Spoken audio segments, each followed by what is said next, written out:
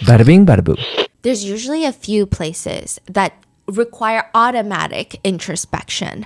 Like if you are a completely able-bodied person, you use the accessible bathroom stall and you walk out and you see that you clearly did not need to use that stall. You could have just waited for a different one and someone else was waiting for that one. If you ever do that, I mean, don't do that. But if you do, that is a moment that would require deep self-reflection as you awkwardly wash your hands in shame. It's almost automatic, I would hope.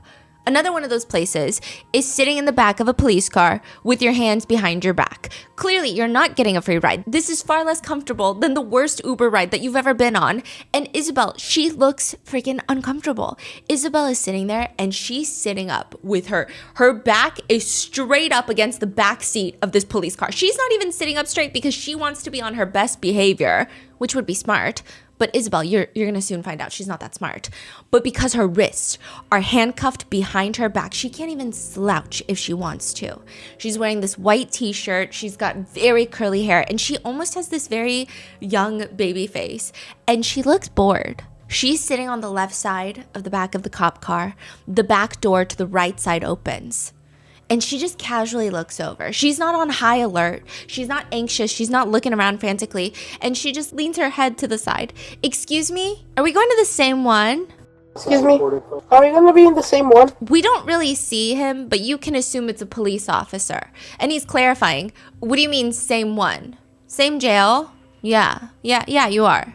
What do you mean, same one? Same jail? Yeah. Another girl starts sitting in the back seat of the same police car, and she's got bright red hair. She's wearing a tiny little tank top, and she also has her hands handcuffed behind her back. And both of them instantly, the minute that the red-haired girl, her butt touches the bottom of the seat, they look at each other and they start giggling. They're like, yeah, and they just start cackling. They're looking at each other like we're about to be in the same jail. 15-year-old Isabel Valdez and 14-year-old Lois Lippert are sitting next to each other in the back of this police car. And for the next 30 minutes, I mean, I don't know how they're going to come back from the next 30 minutes. This is immediately after both of them are arrested on their high school campus, Lake Brantley High School in Florida, where they were planning to kill a classmate in one of the school bathrooms. Lois says, dude, they pulled the security cameras and stuff, and they got to see us walking out. I know, they saw. Dude, they pulled up the security cameras and stuff, and I got to see us walking out. I saw. Yeah. Mind you, the police are in the front driving, so they're not alone in the backseat of the police car, which even then, they should know that they're being recorded. Lois is like, yeah, that was the first time I actually seen, I wanted to see more. I was like, whoa, look, I'm on the cameras there. It was so cool. I was like, damn, I forgot that there's just like videos like that. That was the first time I've ever seen this. I wanted to see so much more. I was like, whoa, look, I'm on the cameras there. It was so cool. I was like, damn, I forget that there's just like videos. Yeah. Later, Lois, the red-haired girl, looks at Isabel, and she has this moment and this look in her eyes, and she goes, this is such a bonding experience. I love it. This is such a bonding experience. I love this. It's like back to back, all 30 minutes. We're going to go through all 30 minutes, but it gets really intense. At one point, Lois is trying to get a glimpse of her reflection, and she's trying to see what she looks like right now. Isabel glances over. Were you trying to look good for your mugshot? Oh shit, am I gonna get a mugshot? Well, we're going to jail. What do you think? Yeah, that's crazy. Dude, I was gonna do my makeup this morning for the mugshot, but I couldn't find anything. I'm glad I don't actually look too bad today. Isabel rests her head on the back of the little headrest in the back seat, and she's complaining. I look horrible. It's over. And don't worry, you don't need to, don't worry, you're the butch. It doesn't matter if you look good. Hey, at least they were gonna see me some way or another in the mugshot. And later, Lois brings up, You think I'll be able to fix my hair? Or you think I'll be in prison handcuffs for this? Yeah, still handcuffs. Really? But don't you gotta put up like that number thing? I think that's only it shows. So stupid. and they talk about how they're so glad that at least red-haired girl Lois, her hair looks good and she dyed it before this incident.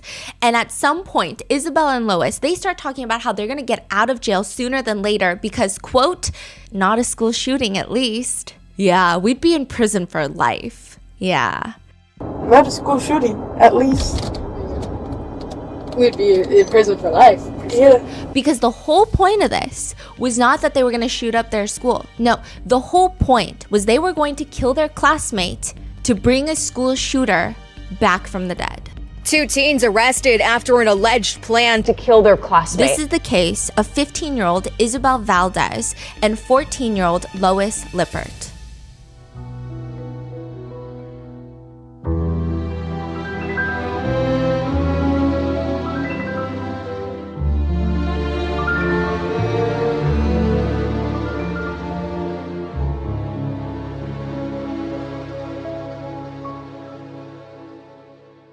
We would like to thank today's sponsors who have made it possible for Rotten Mango to support Sandy Hook Promise, a national nonprofit founded by loved ones of victims who were killed at Sandy Hook Elementary. Their mission is to take action in schools, homes, communities, all in an effort to help prevent gun violence and further losses of life. This episode's partnerships have also made it possible to support Rotten Mango's team of dedicated researchers, and we'd also like to thank you guys for your continued support. As always, full show notes are available at rottenmangopodcast.com. Today's episode discusses in-depth, severe eating disorders, as well as multiple instances of gun violence in schools. Additionally, on a smaller note, there are lots of mentions. We don't dive too deep into the rabbit hole, but we do touch heavily upon controversial topics of certain online forums and sub-communities that glorify school shooters and mass killers.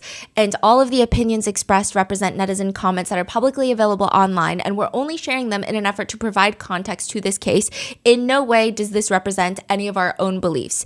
In addition to the mention of severe eating disorders, there's also discussion of other mental health conditions.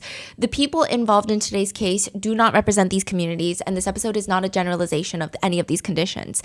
Today's case is also still ongoing with many updates, and if there are any major ones, especially with the trial upcoming, we're going to pin them in the comment below. Lastly, quotes may be condensed or combined for brevity, and with that being said, let's get into it. You can't just resurrect someone. On top of that, the mere definition of resurrection is too vague. The definition of resurrection could also be changed based on who you talk to, what they believe in. But interestingly enough, resurrections are pretty much in every recorded religion, culture. Apparently, it is a story that humans love, bringing someone back from the dead. But there's also different types of resurrections. You have a resurrection proper. This is when the soul comes back to the original body. Literally, somebody dies. They come back to life. This is not a near-death experience like, oh, I almost died. I redlined. I was code red. No, you were dead. And then you come back to life in the original body. You have been resurrected. The second one is a bit more aligned with reincarnations, which is a soul comes back, but in a different or new body. Now, I will say a lot of people believe that you can come back in a new human body, that you are born again with a new life. But some people, a small group of people, believe that you can actually come back through a body that is not new. This is where all the fantasy horror movies come into play. They take heavy inspiration from having someone take over another person's body and be able to control their human form. Then there's resurrection to deification. Obviously, that's not applicable to today's case, but you pass as a human, you die as a human, but you are now raised to divine status. Sometimes you can bypass the death part and become a god of some sort, but usually there is a dying, whether it's symbolic or literal. But clearly we're not talking about deification or religious resurrections. I would not be well versed enough to touch on that even in the slightest, nor do I think it's my place. However, the point being, humans love a good story of resurrections. It's like embedded into so many of our stories. So much so that even if you're not religious, probably the idea of digging someone up from their final resting place feels uneasy. Because most people have a belief that there is a soul, and that soul is going to be at unrest if you dig them up. And if there's a soul out there, then aren't you just one step away from trying to bring that soul back into a human form? Which is not me saying that resurrections are real and that they're feasible. I tend to think the opposite. Even if I were a billionaire, I wouldn't be a cryo chamber buddy with Walt Disney, because just like everyone else that is prone to common sense, I feel that I am skeptical of modern day resurrections and immortality messaging. 15-year-old Isabel Valdez, 14-year-old Lois Lippert, they're not. They want to resurrect someone from the dead by offering up one of their classmates in return by performing what they called a blood oath. I do want to preface this all by saying I strongly believe that Isabel and Lois are both plagued by the incurable disease that is stupidity. Nothing they do or think makes any sense at all. They are the type of individuals that make you want to actively fight overpopulation. Not only are they stupid and reckless, they are very aggressive with it. It's an aggressive IQ problem. I think they wanted to resurrect someone with a blood oath, not because they know what either of those two things mean. Not that that would even change anything, but they strike me as the type of people that feel like it sounds edgy, so they're gonna do it. Isabel and Lois, their combined lack of thought as they move through life could be almost a tad bit silly had their actions not been so destructive. But their whole idea, according to the police reports, is this. It's all gonna happen after second period. That's when they're gonna kill their classmate. Now, the identity of the 15-year-old boy has been thankfully concealed. I'm just gonna use the name John for John Doe. No relation to this case, just John to make it simple instead of saying redacted every 2 seconds. According to the court documents, the plan is this. Isabel is going to the upstairs bathroom after second period. That's where she's gonna wait for John to pass. And she knows that John is gonna pass because she's been stalking John for the past 3 months of her life.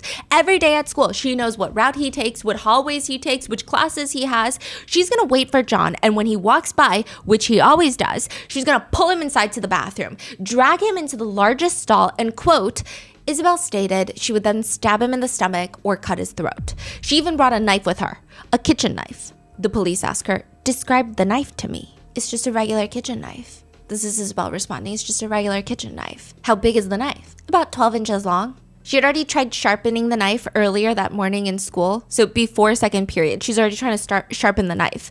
That's one of the first things that she does when she gets to school Friday morning, January 23rd, 2026. So this is very recent. She tries sharpening the knife.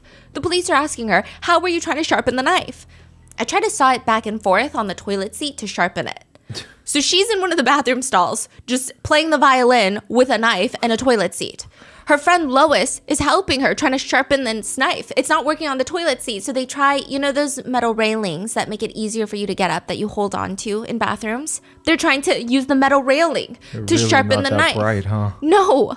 Lois even brought additional supplies. Isabel brought Clorox wipes, a trash bag, a knife, a yellow microfiber towel. They're like, why'd you need the microfiber towel? Well, in case I needed to muffle him to cover his mouth. Lois, red-haired girl Lois, what'd you bring? She brought a chocolate bar, Dr. Pepper, gloves, cigarettes, a lighter, and some flowers. The police are like, what are the... Cooking flowers? No, floral. Oh. What were the flowers for? Isabel tells the officers that she wanted to leave the flowers for John's funeral. Okay, what about the cigarettes? Why did you ask Lois to bring you cigarettes? Isabel says that she wanted to smoke the 2 cigarettes after killing John because she knew that she would be arrested, so she wanted to smoke before going to jail. Now, side note, she's not even a smoker. She just wants to smoke because she's never smoked before and she knew that she was going to get arrested, so what better time than now to smoke a cigarette? But why John? We know that Isabel has this plan to resurrect a school attacker via a blood oath, aka first-degree murder. She just has a plan to kill an innocent classmate. That's all she has. But why John? John and Isabel have zero interactions. They have zero conflicts, conversations. John doesn't even know that Isabel exists, really. But Isabel says it's because John looks just like Adam Lanza, the Sandy Hook shooter, the one that she's trying to resurrect.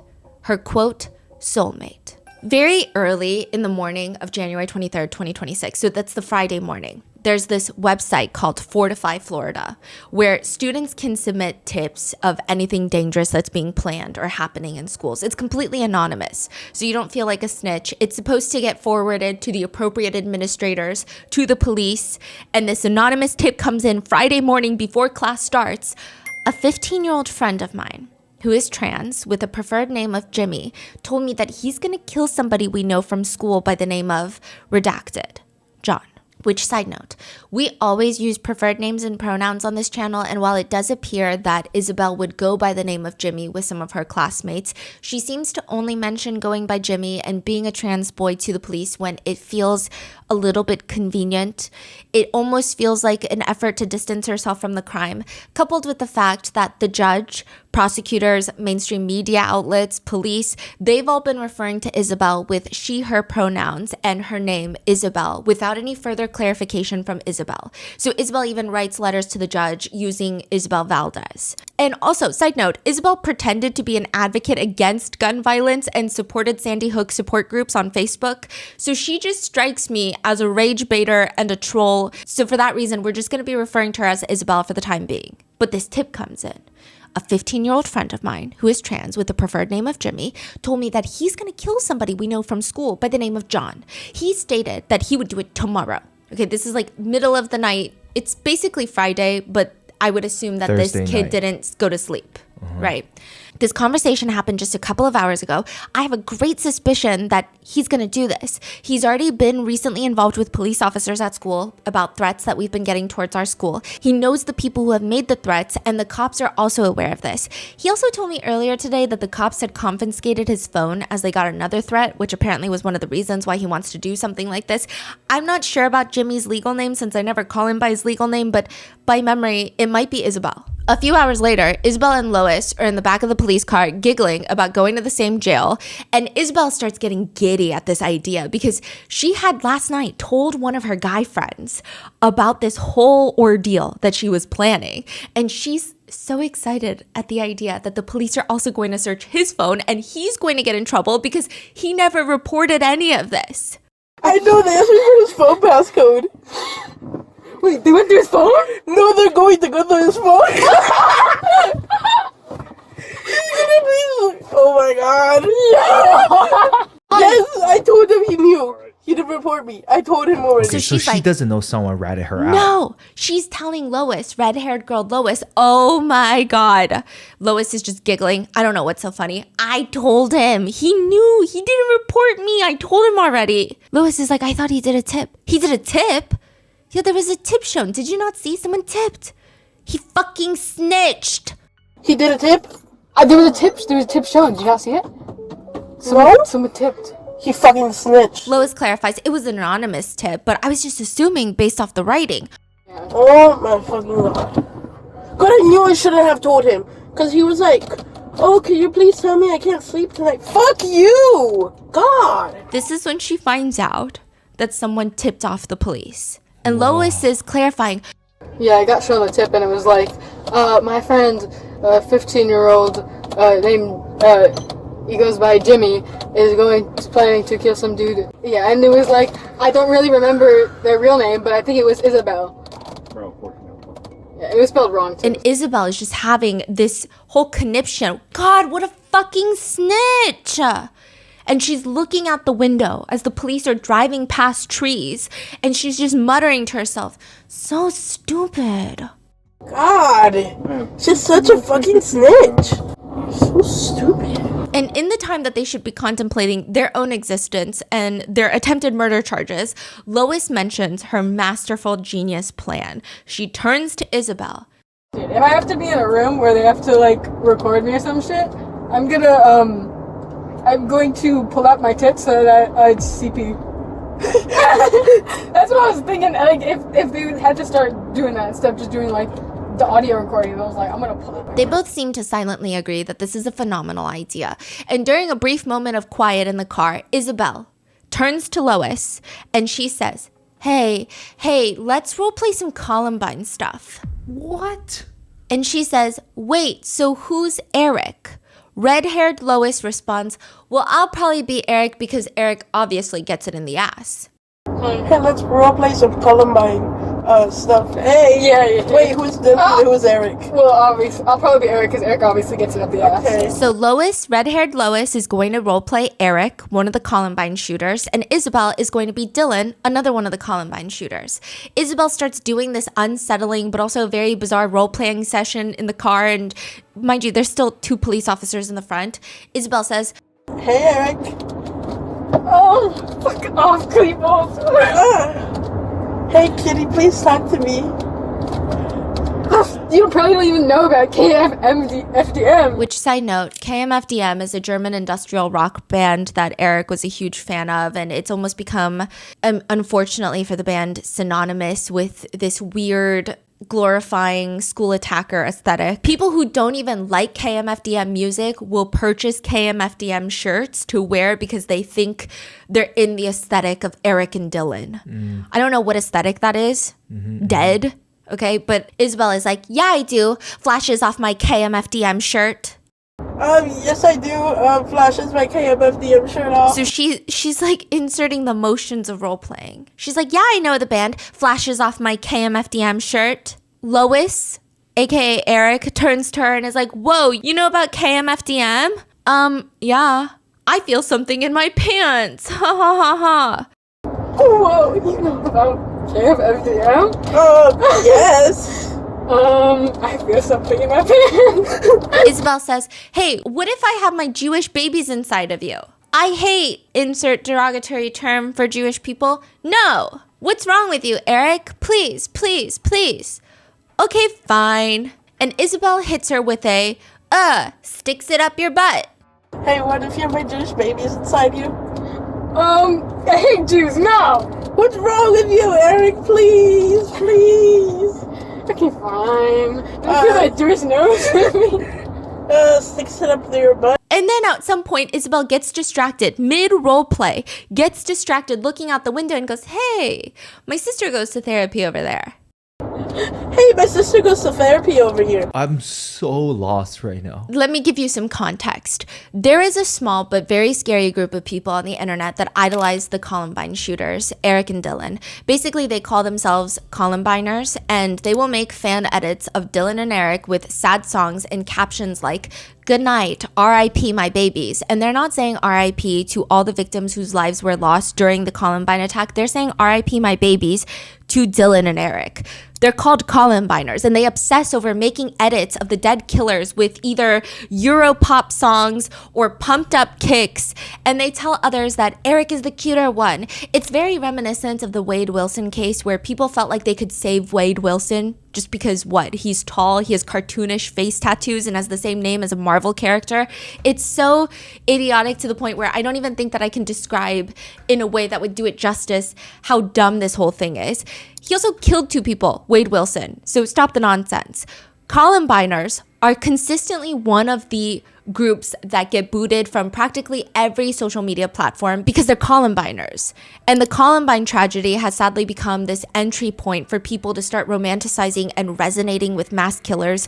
One netizen points out, Columbine is constantly portrayed as the ultimate archetype of outcast, getting revenge against society. Therefore, disenfranchised edgelords start viewing the shooters as inspiration. In reality, Eric and Dylan were just assholes with very, very hateful mentalities. It's created this very alarming subculture of people who most likely post gore in their discords. Like, that's kind of the general subgroup that we're talking about, subculture. Now, side note, even the idea that the 2 killers were bullied, I mean, first of all, that's hardly any sort of justification or sympathy point. So many people have been bullied. They don't go on to kill innocent people, but even that has been highly debated. Many say that they were bullied, but also they went on to bully others. Others say that they were barely bullied. They just used it as a reason to hate humankind. And then most people agree that if they were bullied, they were not bullied any worse than how they bullied others even before the killings. So I understand that there might be a want to understand what was happening in the minds of these 2 killers, but it's very alarming to relate more to the killers than to the victims just because the killers were rejected by society. No, felt they were rejected by society. Dylan and Eric, and the only reason that I'm talking even slightly in depth about either of them is because it's pretty pertinent to this case. But Dylan and Eric, they left behind what is now referred to as the basement tapes. They documented their process on planning the entire attack on their school. They have thankfully, these basement tapes in its entirety, thankfully have not been released to the public. There has been a lot of pushback over the years. A lot of people want these basement tapes to be released so that they can armchair psychoanalyze the actions of the 2 killers, stating that it would give the general public a better understanding of why the killers did what they did. And I personally don't think that they should ever be released. I think it would just give Columbiners more materials for their weird edits and spawn even more copycats and further traumatized victims and their families. And that is if they even still have the basement tapes. From what I understand, Jefferson County Sheriff's Department has destroyed the basement tapes years ago. I do think that perhaps federal agencies could hold copies, but I'm not entirely sure. But all of this leads to the Columbiner fandom. There is an overlap with another fandom. And the fact that I'm calling it a fandom makes me want to pull my hair out.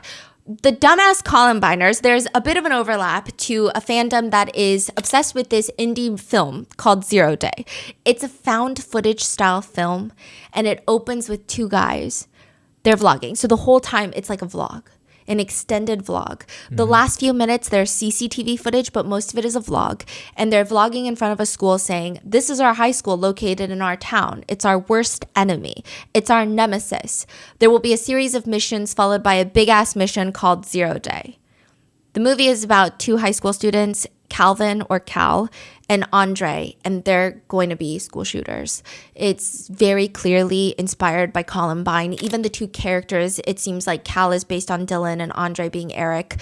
There is a lot of praise around the film centered around how real it felt, with movie clips often being mistaken for real footage from Columbine, which is conflicting. But people state that they watched the movie and they've become even more passionate about gun reform because it's left such an unsettling feeling in their hearts.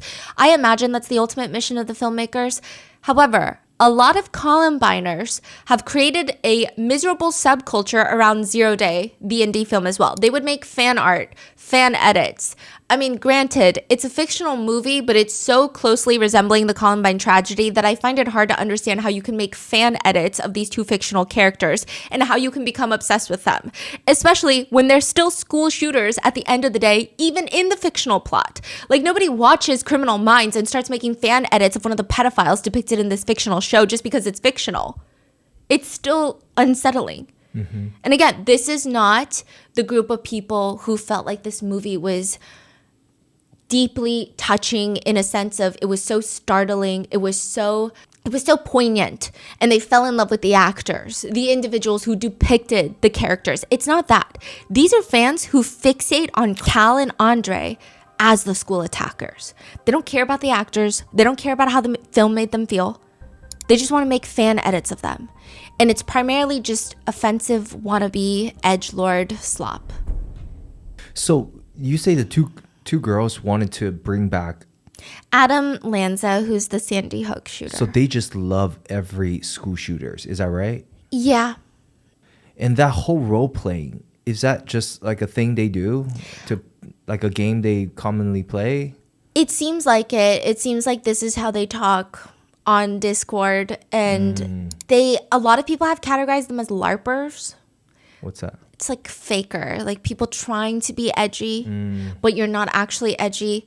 But I would imagine that most people who idolize these killers are all LARPers, or primarily, because why are you idolizing them? It's just bizarre.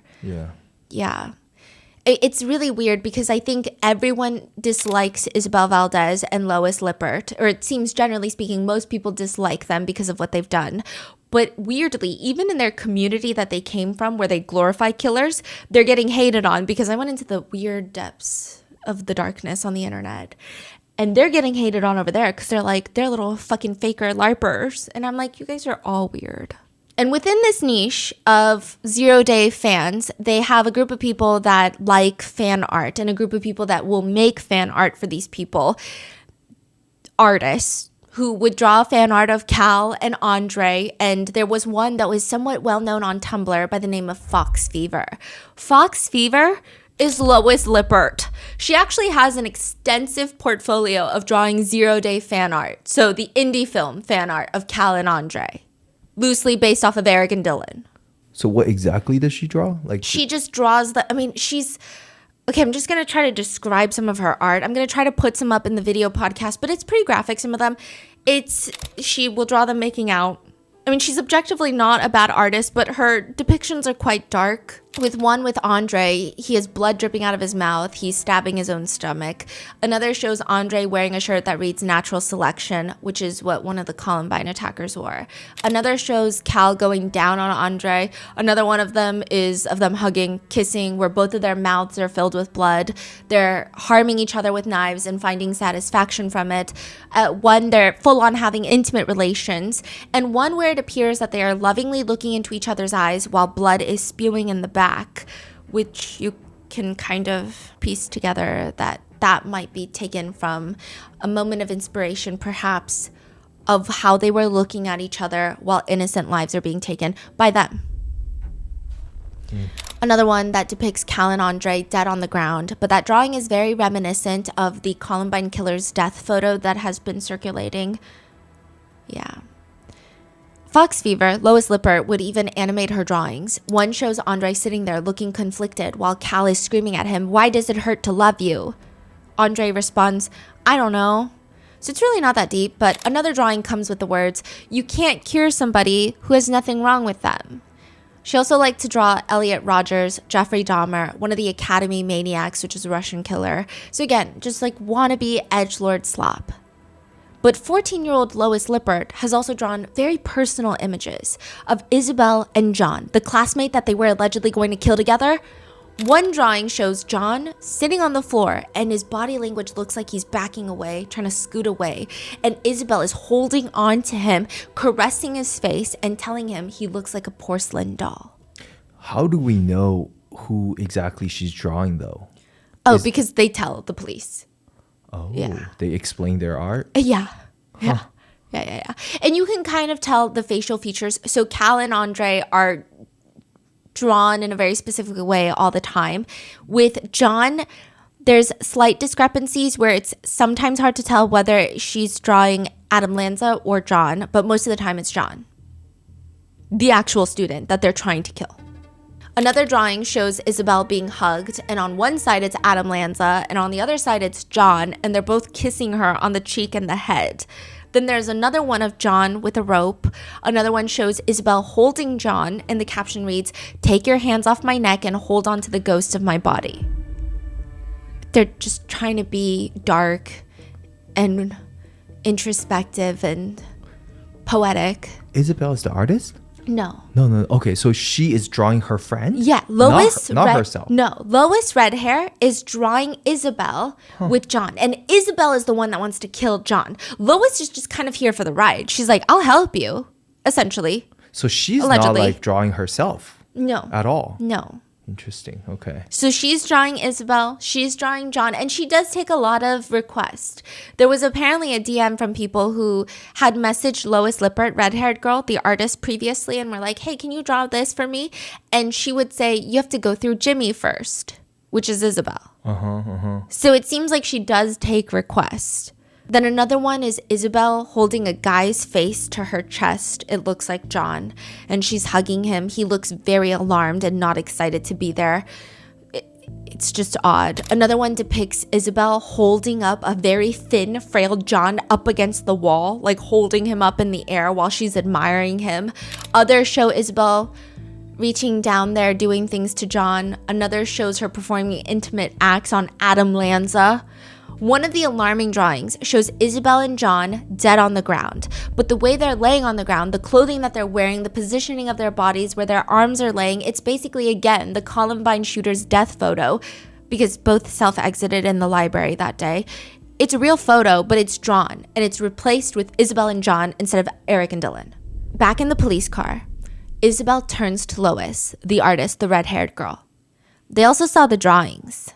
The ones of Isabel and John, the student that they were trying to allegedly kill, right? And the ones of Isabel and Adam Lanza that Lois drew all of this for. And Lois doesn't even seem that alarmed. She just says, They also saw the drawings. Oh yeah, I told them about that. I told them, like, yeah, I did some weird drawings. I didn't actually tell the full thing till like 10:30, I think. Yeah, they made me tell everything that was in the drawings. Oh, okay, can you remind me of the drawings? Let me just know what they went through. Dude. Did they comment on it? They were like, "This is really good." Did they say anything? Yeah, they said, "You're quite the artist," and I was like, "No, that's my friend Lois's." Once they settle back down from giggling, Isabel looks at Lois and she's like, dude, we were supposed to spread our story through around the TCC though. What's TCC? TCC is typically known as the true crime community, but this is not, like, I know if you're watching this video, you're like, oh, I've never heard of TCC. There's a reason for it. We're not talking about the Redditors who are on Unsolved Mysteries, who are on 48 Hours, who are watching Dateline, going into rabbit holes. That's not what you typically refer to as TCC. TCC is more aligned with people who glorify mass murderers, typically the ones that attack schools, to the point that it's almost synonymous with the Columbine community, which is basically Columbiners. To give you another example, I was falling into some weird rabbit holes. Like, they're the ones that are making, you know, the Vietnamese butcher case that we covered recently. They're making fan romantic edits of the killer and the victim falling in love whilst in the act of the crime. You could be listening to this podcast. You could be watching Dateline and never see a TCC edit in your lifetime on any of your algorithms because there's not necessarily an overlap. To give you an idea, one person comments, I remember when I was younger, I tried to join TCC thinking it was internet sleuths, but it was just a bunch of people saying mass shooters were hot, and I was very disappointed. Another one writes, the TCC is so fucking lame these days. I remember when people actually studied cases and had genuine interest in criminology. These days, it's just, ooh, I want XYZ murderer to breed me. They make edits of Adam Lanza saying, I love Adam. He's so silly and quirky. They like to justify killers and their actions with blanket statements like, but we all make mistakes. He was just being quirky. They'll edit killers with halos as if they're in heaven. Some of them will even go as far to write about how they think one of the killers, and I'm not going to name them specifically because I don't really care to name more than necessarily in this episode, but they write about how one of these random school attackers would make a good boyfriend because, by the way, this is someone who killed over a dozen students, but they write, first, I think he would be very clingy and affectionate. He literally wouldn't ever get his head turned by any other girl. He'd be so focused and set on his girlfriend. This is a positive and also maybe a negative. It may be overwhelming and overbearing sometimes. He'd be quirky for sure, which I guess is a good thing. Depends on how you define quirky. He would have very different interests. I'm sure he would be very different from the usual guys that you would meet. I think he would sometimes come off as aggressive in heated moments, but then afterwards apologize profusely to his girlfriend in case he upset her. I think personally speaking, he'd be a nice boyfriend, but it would take someone open-minded and caring to understand that he's different. And different isn't necessarily bad. He's a mass killer. Another one writes on a picture of Dylan, one of the Columbine killers, I will never understand the girls that turned Dylan down because damn, I'd beg God on my knees to even be near him. Those girls don't even know how lucky they truly were. There's even Dilrick shippers. These are Dylan and Eric shippers who... I can't believe these words are coming out of my mouth, who shipped Dylan and Eric, the Columbine killers. And then there's Adam Lanza, who, to bypass all of the algorithms on social media, lots of people will do like hashtag Adam Lasagna, which is what they call Adam Lanza, and they post so that they don't get banned on these platforms. He's the Sandy Hook shooter. He killed 20 first graders and 6 educators and then self-exited when law enforcement arrived at the school. One person writes, whenever I think too hard about Adam dying in the fetal position, it makes me want to throw up. He was seeking comfort and connection even in the very end despite denying himself of it in life. Sometimes I think about who the person was to prepare Adam for cremation and if they treated his body with respect. It's going to sound freaky, but I wish I could have had just a moment with his body, not to do anything gross, but just to feel how frail he was and how he would never had even had the chance to get better, even if he didn't go through with his plan. Again, same killer who killed 26 people, 27 if you count his mother that he killed before going to Sandy Hook. He's also the one that had this very rambling video essay rant. It's like 6 hours long. It was miserable to get through. But he says, if you've ever known to have engaged in a pedophile relationship with a child, you're instantly imprisoned for prolonged periods.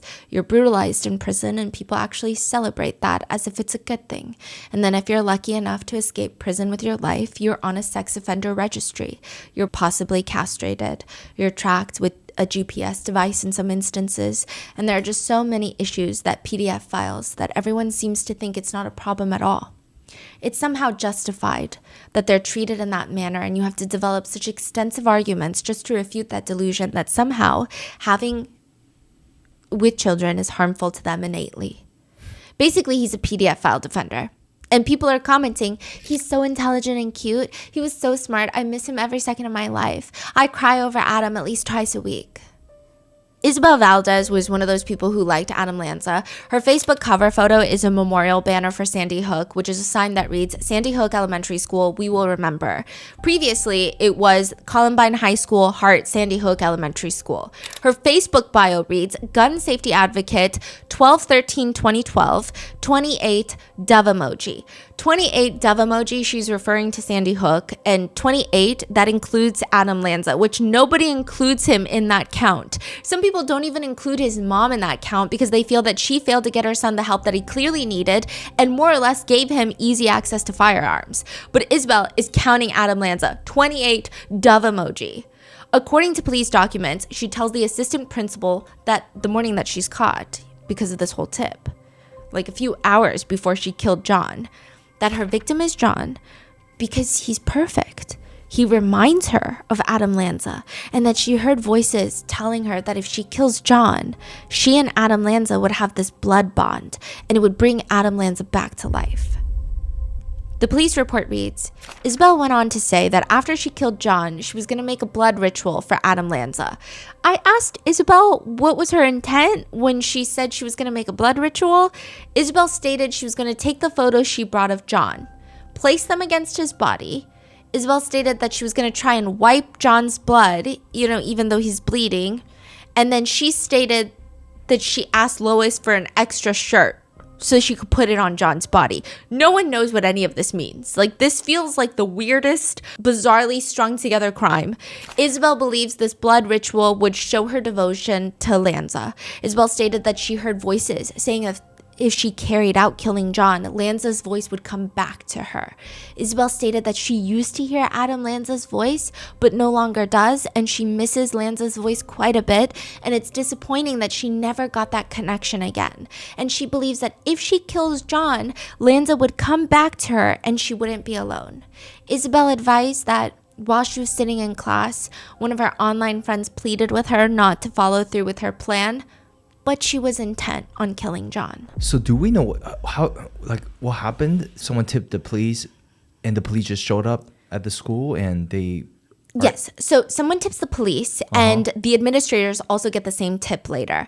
Isabel and Lois have already showed up at the school. They're going through their classes as normal. The whole plan is to take place after second period. But before then, they're like, we got to sharpen the knife. So they've already gone to the bathroom, scoped it out, tried sharpening the knife, and then they went back to class. Administrators get the tip and they're like, we got to pull Isabel out of class. How do they know it's Isabel? Because at the very end, it said her government name, I think, is like Isabel, right? Right? So they pull Isabel out of class. They bring her into the administrator's office, and the assistant principal is asking her a shit ton of questions before the police even get there. The police are on their way. They make it there, and they arrest her and Lois. So they put Isabel out, and Isabel just straight up start telling them everything. Yeah. And she's like, all the stuff is in my backpack. And I am going to kill him. Yeah. And then she was like, because I wanted to bring back Adam Lanza. They immediately get placed in the back of the police car where for the next 30 minutes, they do damage that I don't think a defense attorney could ever undo. Do you believe they were going to go through with it? Yeah. Isabel even clarifies in her written statement to the police later that the whole blood oath, because, I mean, not that making sense would make it better or understandable or justifiable, obviously not, but it's so poorly executed and thought out, it doesn't even make sense to people. So she's trying to clarify, well, the blood oath was going to happen because she was going to drink John's blood and then smear his blood on her body. That would be the blood oath. Even in her written statement, she writes like this: I was planning to possibly smear his blood on myself and or drink it. I wanted to take photos afterwards, then leave his body in the bathroom and give the camera SD card to Lois Lippert. I was going to do it because I heard voices telling me that if I did it to show my devotion, Adam would come back and speak to me like before. Heart. She's writing hearts in this police written statement. John also didn't do anything. He had no interactions with Isabel. He never spoke with her. There was no conflict. They never fought. Like, he is just picked as a victim purely because Isabel felt like he looked like Adam and that Adam is Isabel's soulmate. The police report states that from September of 2025 to January of 2026, so the span of a few months, Isabel has been diligently stalking John. She's been taking pictures of him. Prosecutors eventually find over 200 photographs of John in Isabel's possession. According to the police report, I asked Isabel when she started taking the photos of John. September. I asked her, where she was when she took all these photos, and she said that they were all taken at school. She would wait in the areas where she knew that he would be and would sometimes go there and just take photos waiting for him to show up. She would wait for John to pass her, and she never tried to make it known that she's taking pictures of him, so he would have his back turned to her and she would take all these photos. But it continues. And they're asking, what did you do with the photos? Did you post them anywhere? She's like, yeah. I posted them on my TikTok. My TikTok handle is I Love Sandy Hook. You kidding me?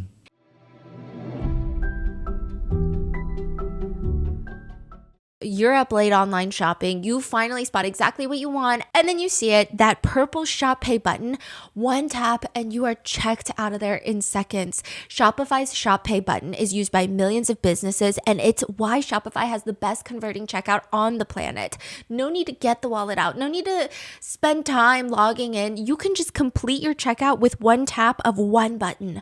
My family and I had a shop called Grandpa Mingo's Art Studio where we sold his traditional Chinese artwork for an exclusive time. And back when we were newbies, I knew Shopify from their Shop Pay button and just their fast checkouts. But now as a small business owner, Shopify became my business's literal foundation with easy to make templates, secure checkouts, and basically anything you need to start your small online business or even scale your massive global company. There's a reason why Shopify remains the best option for business owners. See less carts go abandoned and more sales with Shopify and their Shop Pay button. Sign up for your $1 per month trial today at shopify.com/rotten. Go to shopify.com/rotten. That's shopify.com/rotten.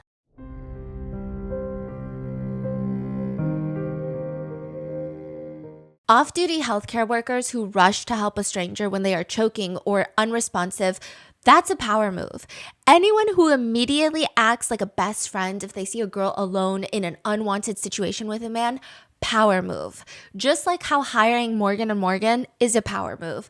Morgan & Morgan is America's largest injury law firm. They have over 100 offices nationwide and more than 1,000 lawyers. With over $30 billion recovered for over 500,000 clients, Morgan & Morgan has a proven track record of fighting to get you full and fair compensation.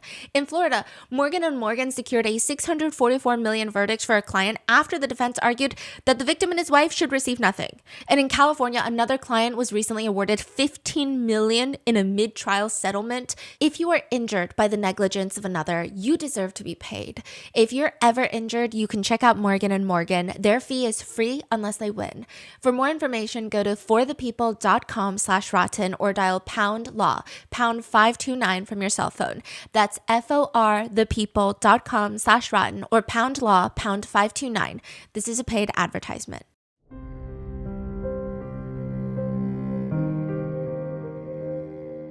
In Isabel's journal, she's contemplating heavily whether or not John, her classmate, victim, knows that she's obsessed with him. And she's trying to work through her thoughts in a very weird fashion.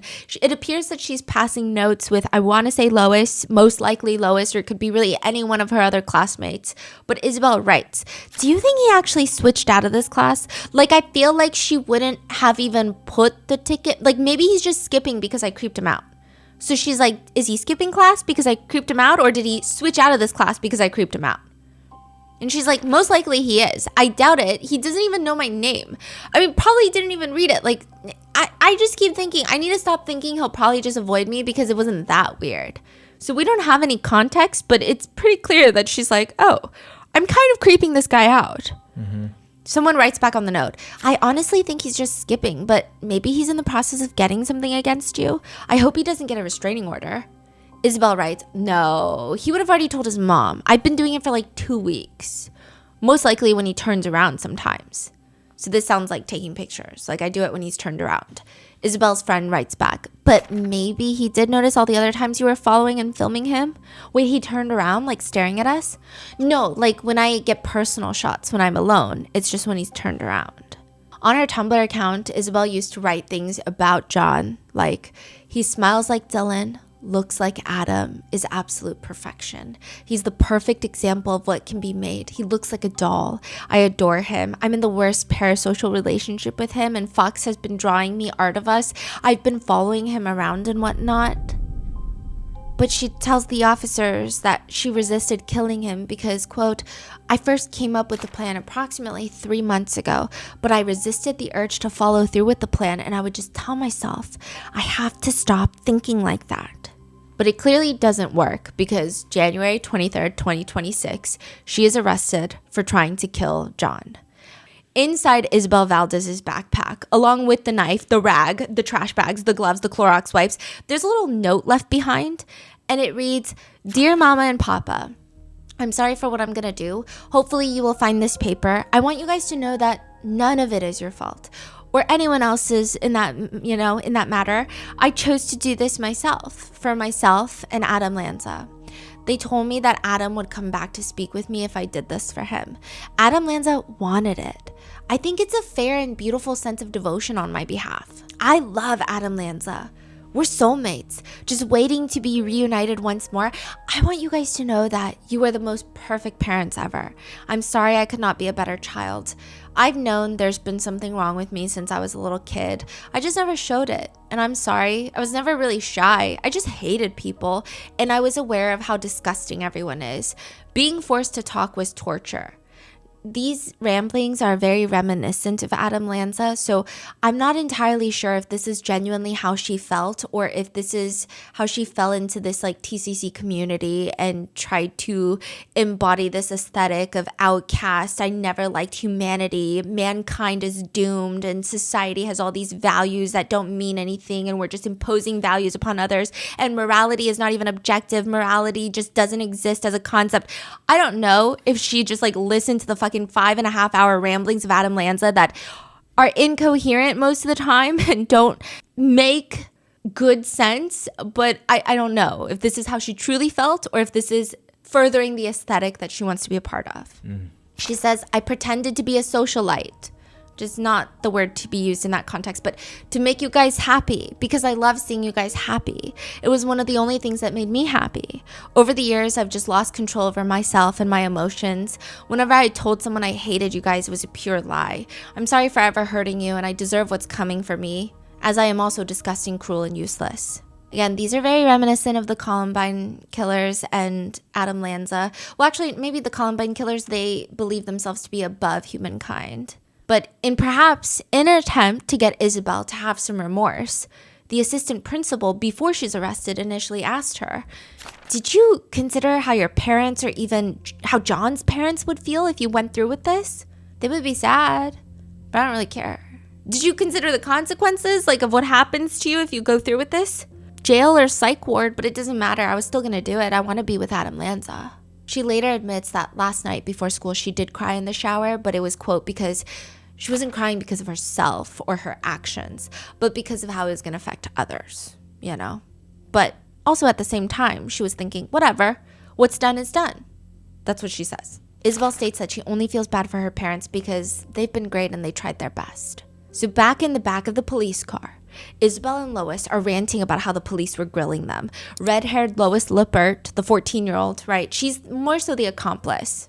So after police came, before they were taken into the police car, they already went through a round of questioning in the school? Oh, yeah. And then as they're walking out, both handcuffed together, they're like, hey, best friend. From school to the police car? Yeah. Yeah. I think the only time they look a little serious is when Isabel Valdez is being read her charges, which is attempted murder. When was that? In the school hallway. And she looks a little serious. But not really. She just looks like a little somber. There's a whole tape from the school all the way to the police car? There's like 6-7 minutes from inside the school. There's a few minutes going to the police car. And then there's about 40, but 10 minutes of those are after so like 36 minutes of them because we did a FOIA request. There's about 36 minutes of them in the car talking, yapping. And they really don't like to sit in silence. So it's like a solid 30 minutes of yapping. And if you're watching the video podcast on YouTube, I'm actually going to dump the entire body cam footage clip at the end of the episode because I've kind of broken it up into parts. But if you want to see the whole thing in chronological order, it's going to be at the very end. So Isabel and Lois Lippert are sitting in the back, and Lois red hair 14-year-old girl, the accomplice, is saying, I told them the important stuff. And then they came back and they were like, I'm getting really pissed off. You're not telling me everything. And I was like, I swear that's all I remember. So I just had to sit there for a few minutes just trying to remember every fucking thing and every fucking little detail. And I was like, oh, so there are these images of Adam Lanza. Isabel cuts in. Dude, I forgot what to say halfway through my interview. Yeah, that was me for most of my interview. Well, actually, half the interview was just me being silent and not doing anything because I was hoping I could cling on to the like, you have the right to remain silent. But low-key, that didn't work. That didn't really work. Isabel's like, I know, because it's like they're just going to use it against me in court. Like, hey, why do you have these drives with these little boy? Like hard drives of pictures of this little boy. And then she goes, hey, why do you have these drives of these little boy? Sorry. Oh, they're gonna use it against me in court. Hey, why you have these drives of this little boy? Sorry. What? Yeah. Lois is like, he's not a little boy. He's older than you. No, he's not. Well, oh yeah. Yeah, he's older than you. It's not some little boy. They can't say this little boy. This older boy. This older boy who's abusing me. So now they're giggling and coming up with this idea of trying to say that the victim was abusing them, which he in no world was. And Isabel finds it funny. She's like, yeah, I think in my dreams he told me he wanted me to kill him, so I think it's only fair. Yeah, oh my god, I almost laughed and almost peed myself. This becomes a reoccurring theme where Lois keeps saying that she almost peed herself. So she's like, I almost laughed so hard, I almost peed myself. She's not really laughing in these moments. And I will say, if you watch the clip in its entirety that I'm putting at this end of the video, you just see Lois get filled with more and more regret, like both of them. The energy gets more tense. They're still joking around and laughing, but I think it's dawning on them very slowly what's happening. Very slowly. Yeah, very slowly. Very, very slowly, yeah. Because it should have dawned on them before they even got into the car. So you said there are two cops in the front. Yes. They can clearly hear it. Yeah, because they later talk to them. They interject in one of their conversations. Yeah, we're going to get there. Yeah, the cops are clearly hearing this. I personally think that the cops strategically put them in the back of the police car together so that they could have this conversation because, of course, they're... Yeah, the more, the better. Yeah. And then I think they took a longer route because I don't think that it would take 36 minutes for them to get from the school to the local police department. Wow. Yeah, that's true. So do you think they just didn't know there was a camera recording in the car? Yeah, I don't think so. Right? And that's why this is where it gets really weird. So there are lots of people in the TCC community. And again, this is not me saying like, oh, I'm part of the TCC community, so I know what they're saying. This is me saying like, I was diving into the TCC community to see what it's about. And people were saying, oh, they're not real TCCers because they don't know that there's cameras in the back of the police car. But also real TCCers, from what I can tell, they still like to post edits of Adam Lasagna with eccentric Europunk music in the background with rainbow edits because it's so quirky. And their whole thing is like, why does me posting rainbow edits of school shooters, does that make me dangerous? Yeah, Becky, it fucking makes you dangerous. I don't know what else to say. Now, Lois says with a bit of regret in her voice, dude, I should have gotten my diagnosis before this. I've been talking about that being like, yeah, I should go to a psychiatrist or something and actually fucking get diagnosed and shit. I should have gotten it before all this shit happened, and then I would have some sort of thing to clean it up. Isabel's like, dude, I thought I was going to get sent to the psych ward. That's why I was so excited about everything. Isabel explains to Lois that she just regrets telling the officers everything. But I shouldn't have told them all this shit. Okay, so I was there, and then they were asking me about the swatting incident that happened. So, yeah, she was trying to get people swatted. We're going to get there in a second. And what happened, and I started crying because I thought that, they were going to feel bad for me and send me to the psych ward. Because I was like, I thought about hurting somebody. Yeah, I thought about hurting the boy. And then they saw right through my shit. And then they pulled out, the bag from my backpack. I had to tell them everything that was inside. Later, she mentions, dude, I should have told them that. I was going to tell them yesterday. I was going to say, oh yeah, I'm doing all this stuff because I want to be a police officer. Please, I wanted to be a police officer. Please. And then she pretends to be the fake imaginary police officer she's saying this to. And she's like, no, sorry. So she's like, I should have told them that I want to be a police officer. Nope, I'm sorry. Okay. Like, this is how they talk. That's the tone in which they talk. Now, there's a lot to complain about in the back of this police car as well. Lois rants about how cold it was in the room when they were talking to her. It was so cold in that room. I know, dude. They had me sitting there and I was so... Dude, they took away my chocolate. Isabel, because remember, Isabel is the one that primarily wants to kill John. Mm-hmm. Isabel had asked Lois, the little artist, to bring chocolate and Dr. Pepper. Mm-hmm. Okay, Lois brings it, gives it to her. And now Isabel is like, the chocolate you gave me? They took away my chocolate. And Lois goes, no.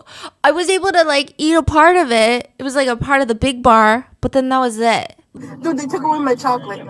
I was able to eat like a part of it, like a part of the big bar.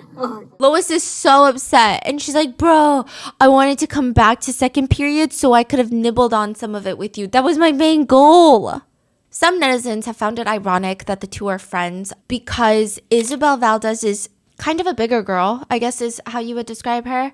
And then Lois Lippert, she had a Twitter account that heavily promotes, is pro-Anna, pro-ED, engages in, quote unquote, fatspo. Fatspo is basically described as, quote, fatspo is when people with EDs use a picture of a person bigger than themselves as inspiration to continue with their eating disorder or not becoming fat like the person in the picture. So some netizens found it ironic and they made it a big joke of whether or not Lois Lippert used her own friend Isabel Valdez as fatspo. Essentially everything about this case like makes you want to spiral into a depressive state. Just every little rabbit hole leads somewhere worse. But on Lois Lippert's Twitter account, she would post a lot of pro-Anna things, as well as she would document throwing up in the toilet, and then she would stick her hand in the toilet bowl and play with her throw up like it was slime and post videos of it. There's also an unverified Tumblr account, and I cannot tell you if this is real, okay, but apparently this is Isabel's unverified Tumblr account where she posts, I love being fat. Everyone is significantly smaller than me, and I love small people. I love small boys. I love the thought of beating them up and breaking their bones and then just watching their bodies bruise. I want to touch them all over. I want to see them resist. Probably the first time I felt these, dare I say, erotic pleasures was in or around 5th or 6th grade.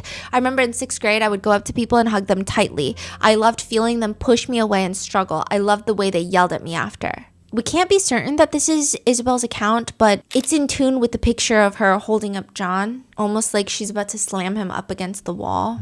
I don't think that there's any debate that both of these girls are struggling with various mental health issues, but I do think a lot of young girls at that age are. They don't go and try to resurrect a school shooter. These girls, they even gaggle about what it must have been like for John. Lois is giggling, imagine being pulled out of class.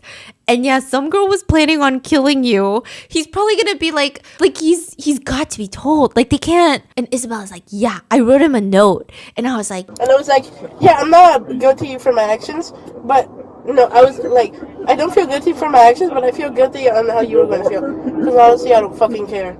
She gave him a letter? She wrote him a note, but I don't think it was never given to him. Isabel giggles and says, so are we gonna become one of those lesbian couples now in jail? Lois looks at her. Yeah, and you could be the butch. And they're giggling. And Isabel's like, yeah, hey, this is my bitch. Stay away. Yeah. They're doing that much in 30 minutes? Yeah. And then they don't even catch a break and no. Think about what's about to happen? No. And then there's silence. Which the lesbian couple love does not last very long because when talking with the officers, Isabel already ratted Lois out. The police officer is even writing in his report because usually when you have teenagers and they're best friends and they're trying to commit a crime, I would say that there's maybe, 3 hours in which they might resist ratting each other out. But the police officer writes, Isabel abruptly stated that Lois helped her sharpen the knife. Isabel is explaining to the officers and the assistant principal that they were in the bathroom trying to sharpen the knife. And according to Isabel, they ran the knife back and forth along the metal pipe in the bathroom. And then they were trying to use the knife to cut Isabel's shirt to determine if it was sharp enough to do the crime. Lois then attempted to cut her stomach in an effort to see if the knife could cut her skin. Isabel stated that Lois told her that she didn't think the knife was going to be able to cut through because it couldn't cut her stomach.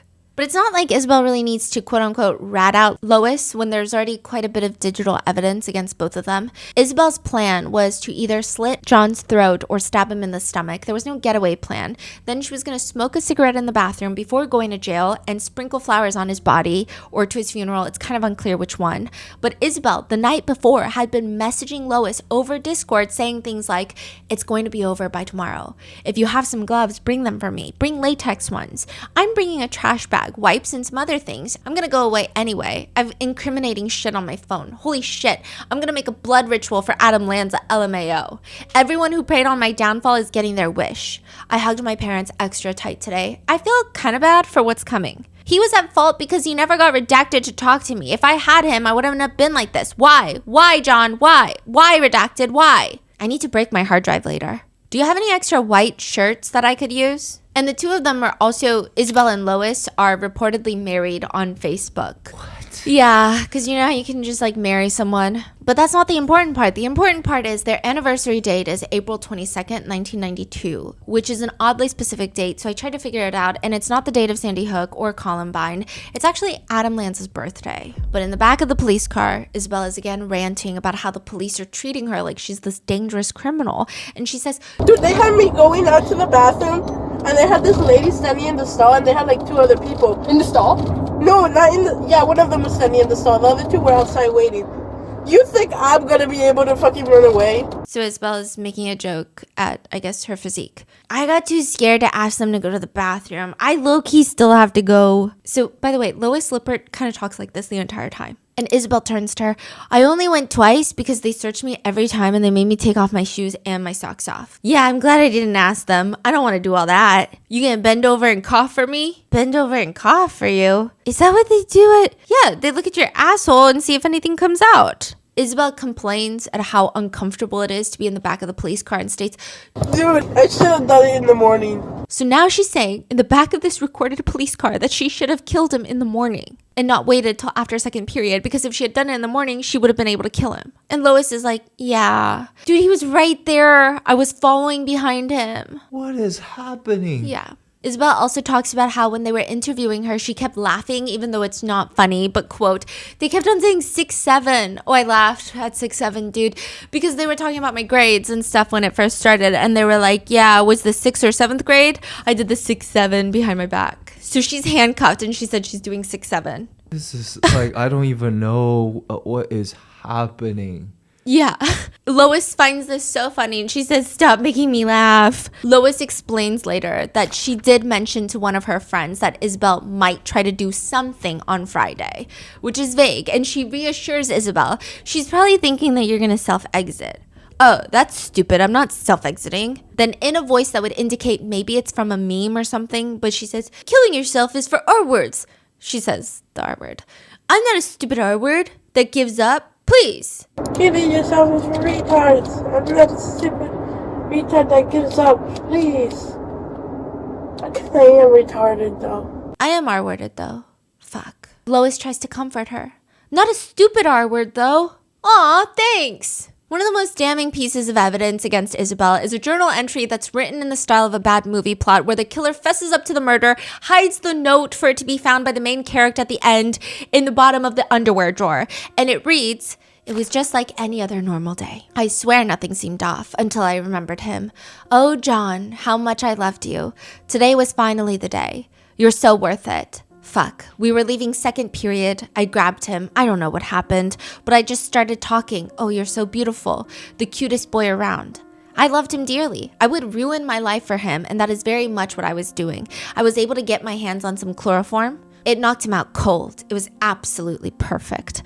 I was already in the bathroom with him. He hadn't woken up yet, so I was just waiting. He was so small, so precious. I'd been waiting for this for a long time. Slowly, he woke up. I saw those beautiful eyes I much adored. Finally, up close, he was absolutely perfection. Hi, sweetheart, I said without thinking. He looked extremely disturbed. I don't blame him. Who wouldn't, LOL. He didn't speak, just looked in terror. I pulled the knife out of my bag and held it to his throat. I saw the fear. I saw his breath hitch. It gave me more adrenaline. And she spells adrenaline, A-D-R-E-N-A-L-Y-N. Adrenaline. I pulled my phone out and started recording him. Can you smile for the camera? I held the knife closer to his throat. I watched as he forced himself to smile just for me. And that is where she ends this weird, bizarre note. It's presented as if she wrote it after the fact in this dramatized narrative form. Right, and the cop found the note. Yeah, it's like fanfic. Yeah. Yeah. So the police found it and logged it. Yeah, and they're like, okay, well, you wrote this note. You wrote one to your parents detailing your exact motive. So, and you had a lot of the supplies that you're talking about. Yeah. So what is Lois's whole thing? Like, what's her motive? Does she have a motive? Does she even care? What is she doing there? I think she doesn't care. I mean, I think she clearly is dealing with lots of mental health issues. And I'm not saying that as some sort of excuse because, yeah, so did I at 14. She seems more like the follower, though I don't really like to give those labels. But it's Isabel is the one with the plan. I think if anything, maybe Lois thought it would be cool that she would go down in notoriety. Or maybe she thought that Isabel would never go through with it.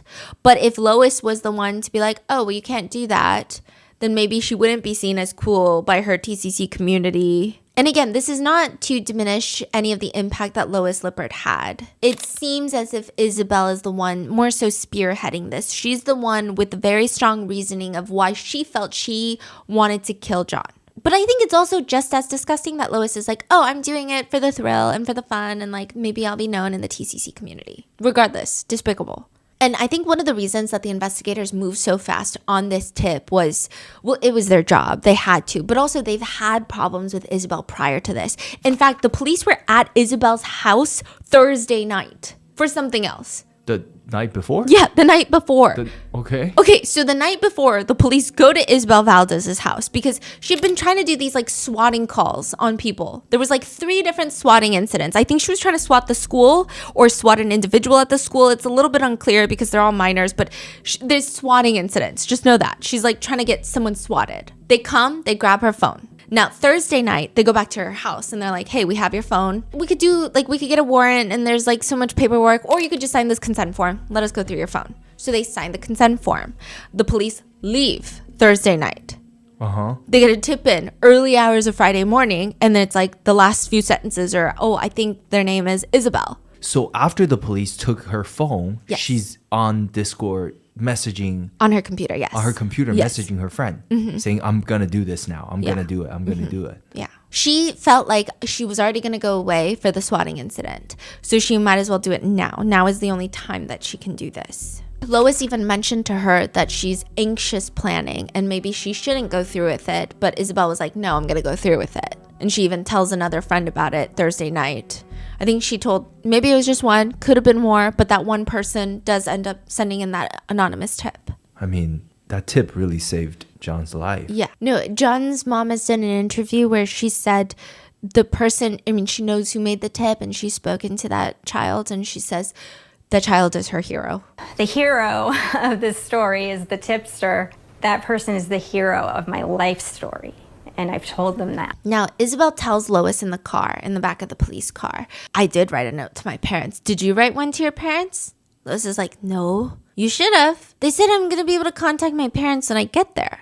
Me too. I haven't talked to my parents yet. I don't know if my parents even know what's going on. They don't. They haven't contacted mine either. My mom's going to be yelling at me through the phone like, what are you going to do? Why are you trying to kill this fucking kid? Lois is like, I think my mom's going to be okay. I low-key think she's probably going to fuck with it. When they asked me, like, do you really want to lie? Would your parents really want you to lie for Jimmy? Yeah, they would. Yeah. When they asked me, like, do you really want to lie? Would your parents really want you lying for Jimmy? Like, yeah, they would. Like, yeah.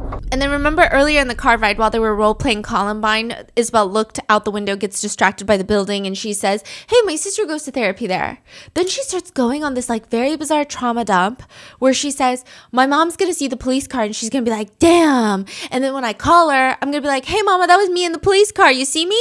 And she says, you know, my mom was telling me about this morning because she was talking about somebody. And then she was like, oh yeah, this girl I know, she got criminal charges because she hit somebody and drove away with her car. And she was like, don't get any criminal charges because that messes with your record. I'm sorry, mama. Lois is like, I might get criminal charges, I guess. Which like, it's okay. We get them together.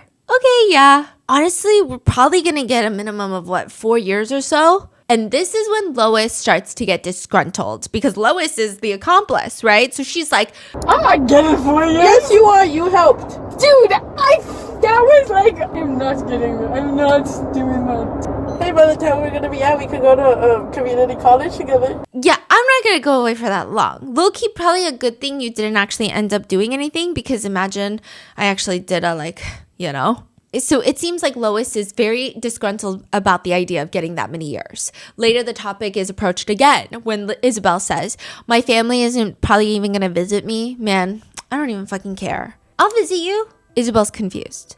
Huh? I'll visit you. Huh? I'll visit you when I'm out. Before you. Shut up. You're not getting out before me. How would I get a longer sentence than you? It's redacted, but contextually it feels like Isabel is bringing up the fact that Lois helped sharpen the knife and maybe they told somebody, I don't know. But Isabel is like, dude, they said that they were going to take photos in the bathroom as evidence, dude. Like, I don't know what they're going to fucking take though. Like, it was the metal pipe. What are they supposed to take there? Wait, so do we know how many years they are possibly facing? Oh, yeah, like 20. For both? Yeah. Oh, they're treated the same? Yeah, it's attempted murder, yeah. So they both got the same charges? Yeah. For, are they... Tried as adults. They're tried as adults? Yes. Mm-hmm. Oh, wow. And they were denied bond or bail, yeah. So this conversation was released. What about like any interrogation, any more police? Not yet. I think that will probably be released later because technically it's an open investigation. Mm-hmm. So it'll probably come out during the trial. And then if you were to FOIA request it, you'd probably get all of that after the investigation But is they over. released this Yes. already? Yes, because they showed it to the judge. Oh. Yes. This whole police tape was shown to the judge to be like, you cannot let them out on bail.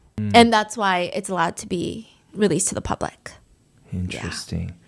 I guess I'm really curious to know when is the moment that they realize. And when they truly flip on each other. Yeah, or truly realize. I wonder if it's going to happen anytime soon.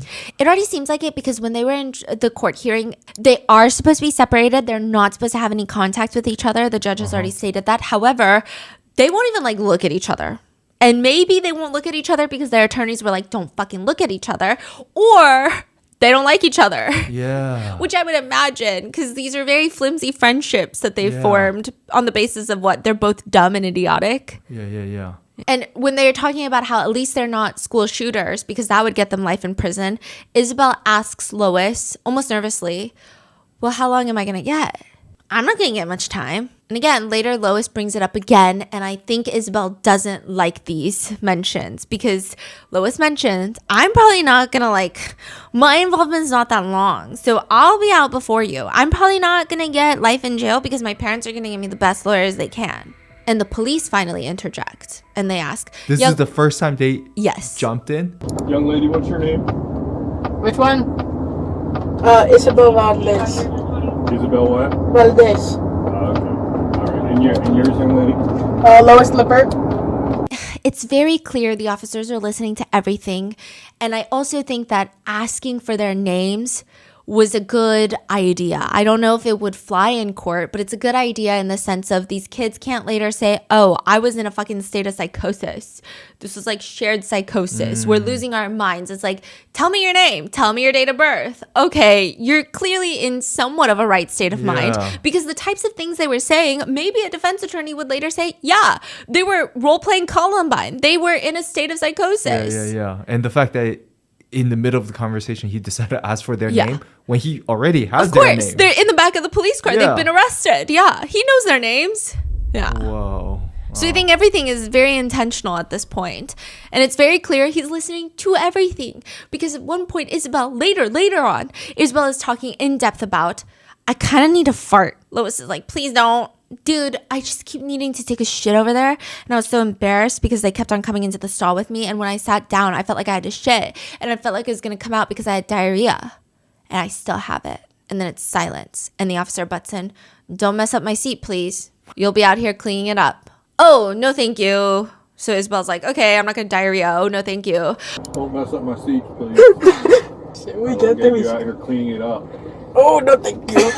Dude, I used to have to clean, this is Isabel. I used to have to clean up my siblings' shit because my mom would be sleeping and my sister would literally take off her diaper and she would put it all over her bed. Ugh! Dude, I think there was like a year or two that she was like, my mom was cooking or while she was doing something, she would take her diaper off and she would pee on her bed. She would literally spread her legs open on her bed and pee. Ugh! Your siblings are wildin'. I know. My brother keeps on humping everything now. My mom tells him to stop and he just keeps on doing it. And then he goes into my closet because I sleep with my sister. I think I told you, right? He goes into my closet and he puts on my sister's bathing suit. So I don't know. I think this seems like the point where some people feel there might be a lot more going on in Isabel's life, clearly, because both the girls seem to be struggling a lot mentally. Again, not that it's justification for anything, but these are very specific stories she's sharing.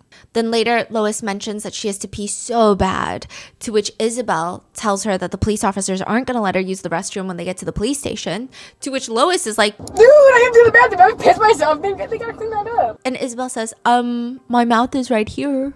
There's a lot of overtly sexual comments being made. Lois later again mentions, I did not expect them to let us go into the same car and shit. Can't complain. Yeah, I'm not complaining at all. So much better than having to stare off into the distance and think of all your regrets. And then Lois says, I'm actually gonna piss myself. I can't laugh anymore. Yuck. It's bad. I've been holding it in for like an hour. You've been horny for an hour?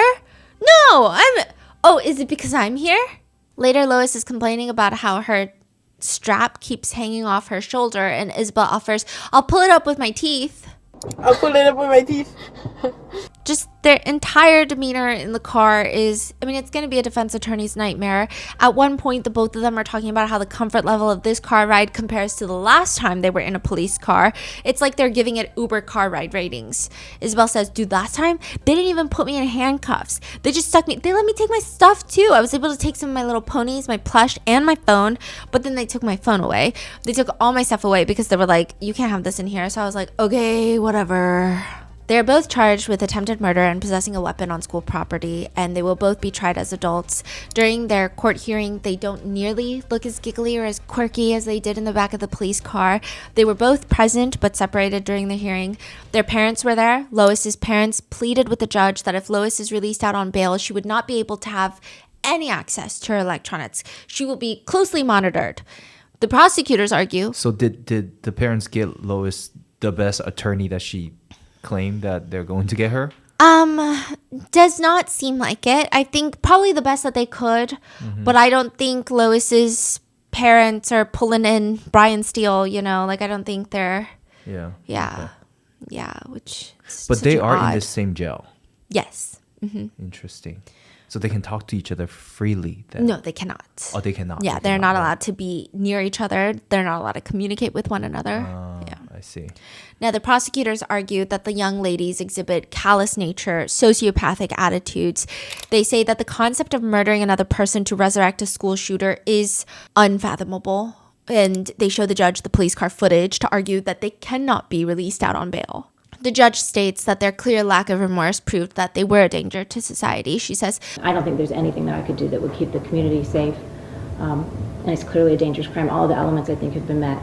The video that I watched, they thought this was cute. I don't want her on the internet talking to other young folks about this. It's too dangerous. and so for that reason, I think that there's a real risk to the community that I just can't fix. And both of them were denied bail. Yeah, Yeah, they would probably go back on Tumblr and Twitter and say a bunch of shit. yeah. The 15-year-old boy's mother has done an interview, and she's asked, To know that the allegations of two girls plotting, the allegations of them wanting to hurt and kill your baby, your son, as a mom. Yeah, I was destroyed. I still am. It's never going to be the same. I've broken down a lot. I still break down at work. by the way, she works at the school. So yeah, I mean, she says, I still haven't been sleeping well. I haven't been eating, and I've been waking up on high alert, like 2-3 times a night. As for her son, she says, he's so brave. He's so brave and smart and talented. And the hero of the story is the tipster. And that person is the hero of my life. And I've told them that. If the tipster hadn't made that notification, do you think your son would still be alive? I think that we would be in a very different, no. To make matters worse, like I said, she works in that school and she walks by the school bathroom where Isabel and Lois allegedly planned on killing her son every day. Isabel has since written a letter to the judge, which reads, "Dear Judge Chase, first of all, I want to say that I'm very remorseful for my actions. Being away from everything, isolated from people, the internet, just everything, changed my perspective on life. Growing up, I was exposed to the internet at a very young age, and all of that was bad that stemmed from it. The internet made me a horrible, horrible person. I was groomed and assaulted multiple times growing up by people my own age and people older than me. I've always denied anything happening because I've always felt like expressing this to anyone made me weak. Sometimes I still do. My own parents don't even know about it. I was also bullied growing up very severely that I had been wanting to self-exit since I was 7. I never expressed this feeling because I felt like others would not take me seriously since I was so young. I spoke out on the bullying, but no one paid attention to whatever I said. Even if my parents spoke out, my parents and my family tried to help me growing up, but I never accepted it for some reason. I don't know why, but I always thought that they were against me. I wanted help, but I wouldn't accept it when it came. Later on, this just changed into thoughts of, quote, I could never be loved. My parents tried their hardest and they wanted to give me a better life than they ever had. They're still trying their hardest, trying to get me home. Around the age of 10, I found joy in hurting those that hurt me, which I don't anymore. And around 12, I just enjoyed hurting others. But around 12, I fell into a very, very deep depression. She talks about how in 2024, she was getting better because she was placed on a psychiatric hold. And then in 2025, she relapsed and, quote, around the same time I had met Lois Lippert, my co-defendant, and we both got worse together. I ask and pray that you have sympathy and compassion on her. In 2022, 2023, I joined this group called TCC, which also had affected me greatly. This group, they all promoted violence. I felt seen there, but in reality, it was deteriorating me. I got groomed in this community.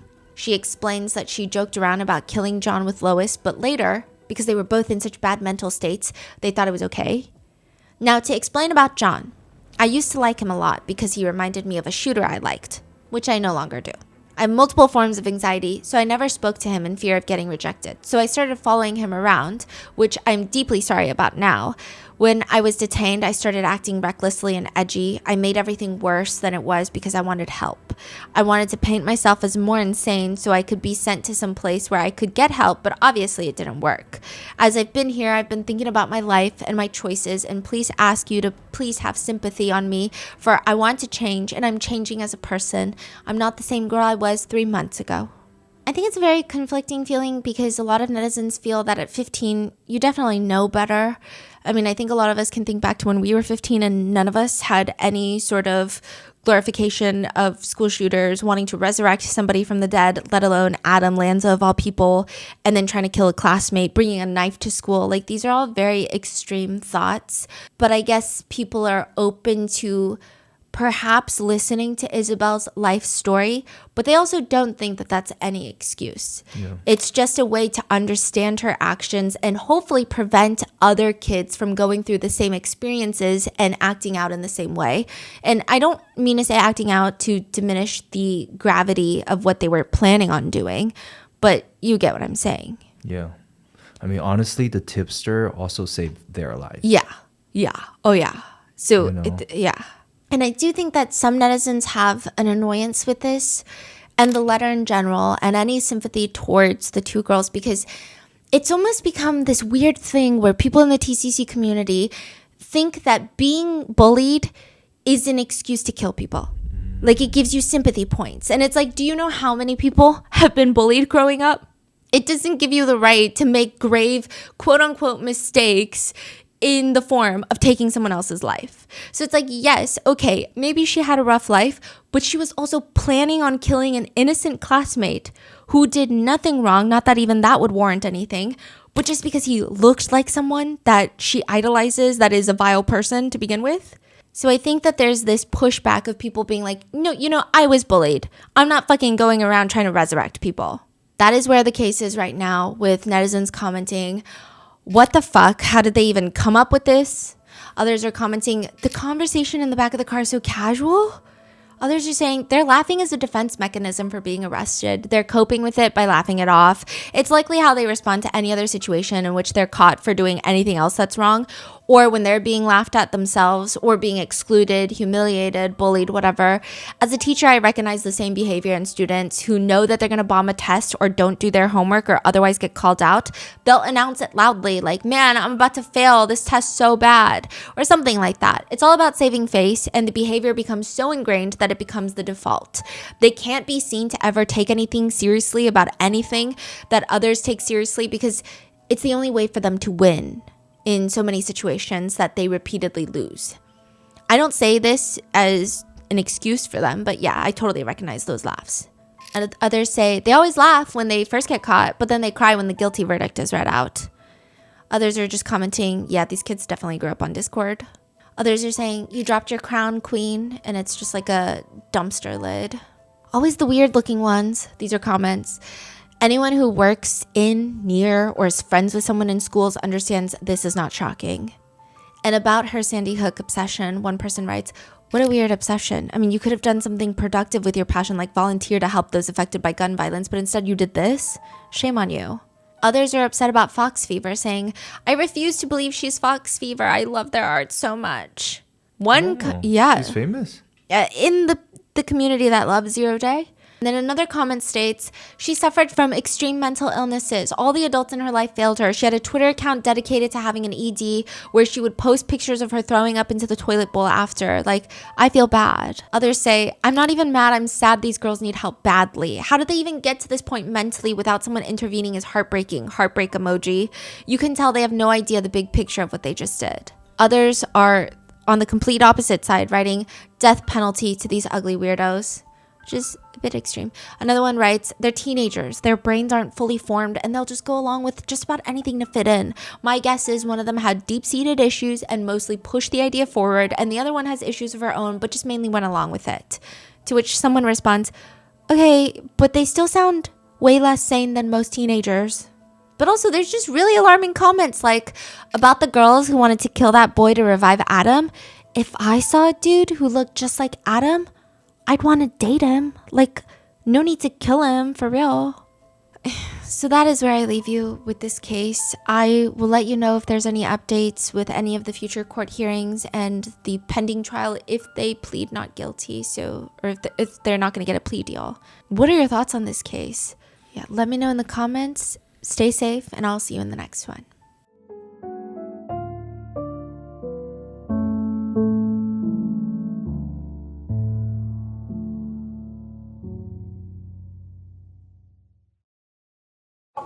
First name Neil, last name Quintana, Neil Quintana.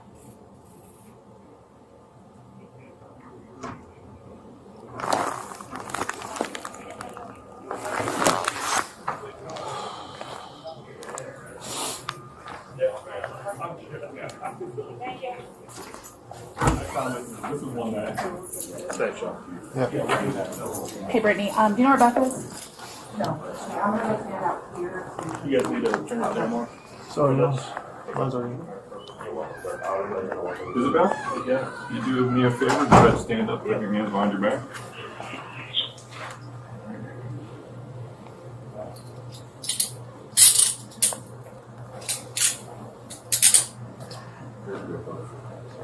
Just gonna tighten these just a little bit, okay?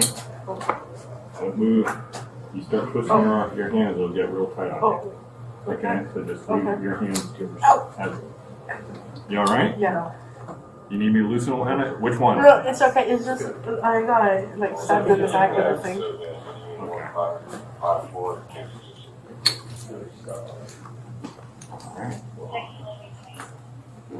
Just come on out this way. I think we're going down. Out this way? Yeah, Towards because that way, it gets you out to the...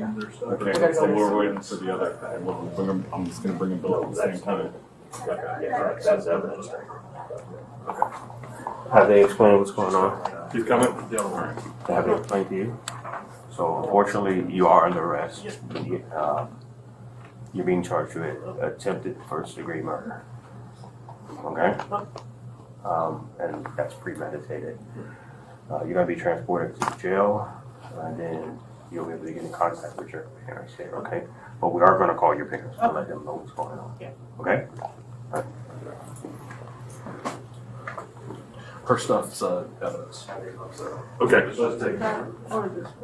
We're gonna head out this way. Yeah, but we're just, All right, we're just waiting just for waiting. both of you at the same time. You gonna do the same time?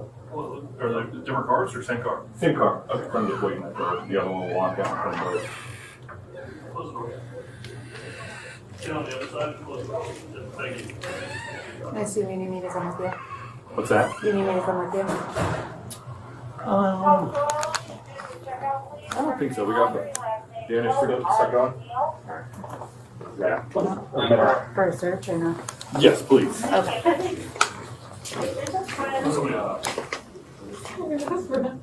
We gotta kiss her? Yes. Teacher working.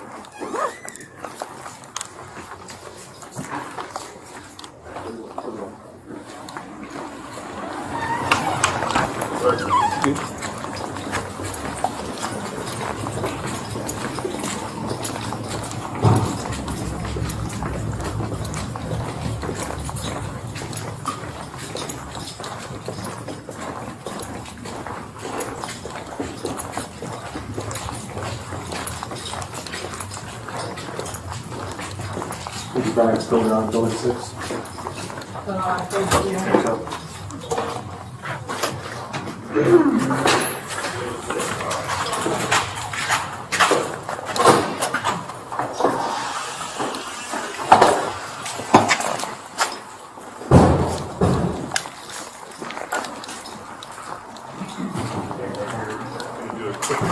Check on you real quick.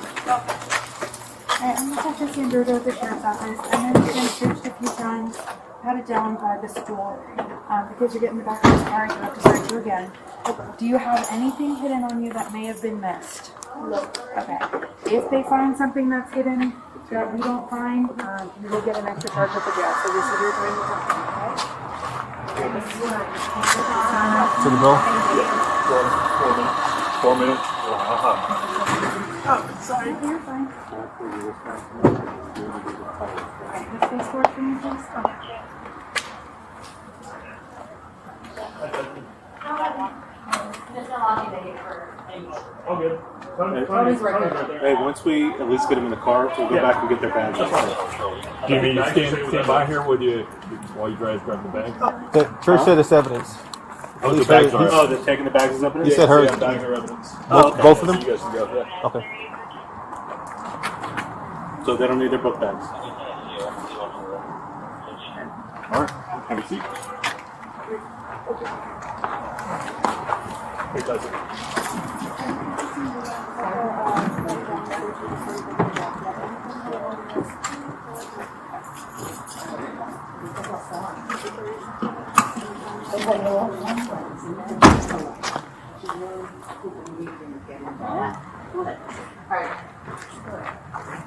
You okay? Yes. Would you, sorry. Okay. Yeah. Gotcha. 2 minutes report wise, it's you're just doing transfer. Okay. I'm 99% sure there's somebody talk to church. There's a narrative that's in it right now, but it's just the first contact narrative. I'll just tell them. Do you got the Sally Port info? Like the website? On my computer. Yeah. Can you start working on that? Yeah. Is that better? And they're both in the report already. Good. All right. What's her charge? The second one. Yeah. You gotta talk to church about that. Just go get my laptop and come back down. Okay. As soon as they start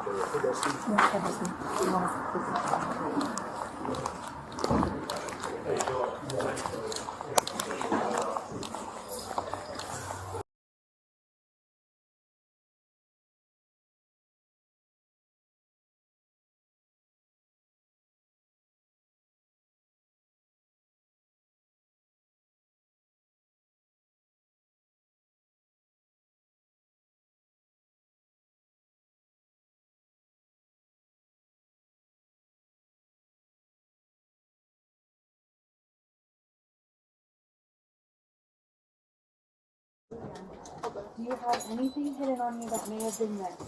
No. If they find something that's hidden that we don't find, you will get an extra charge at the jail. So this is your time to come, okay?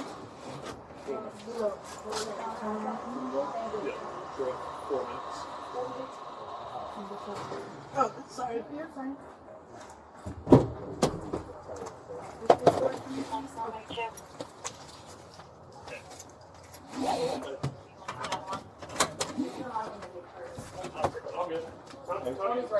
Hey, once we at least get them in the car, we'll go back and get their bags. That's fine.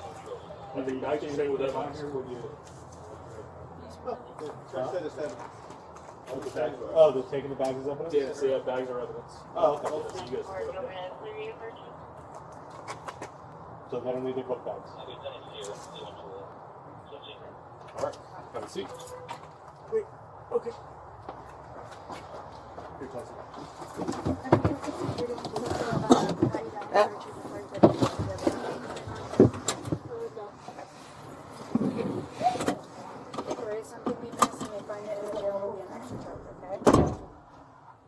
Lois.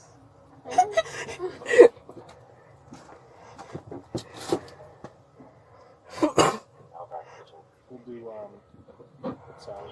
Okay, perfect. Report-wise, is this like, You're just doing transport. okay. I'm 99% sure, at least. Let me talk to church. There's a narrative that's in it right now, but it's just the first contact. So I'll just tell them it's just Excuse me? transport. Okay. You got the Excuse sound me? report info? Can you put my shirt Website? down? Okay. It's What shirt? it's You not. start Yeah, working on it's that? comfortable. Is that better? Yeah. And they're both in the report already. Good? Yeah. All right. And have a seat, please. Are we gonna be in the same one? What do you mean, same one? Same jail? Yeah. Go ahead.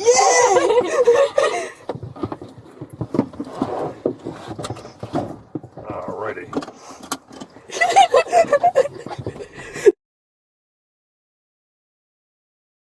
I know they asked me for his phone passcode.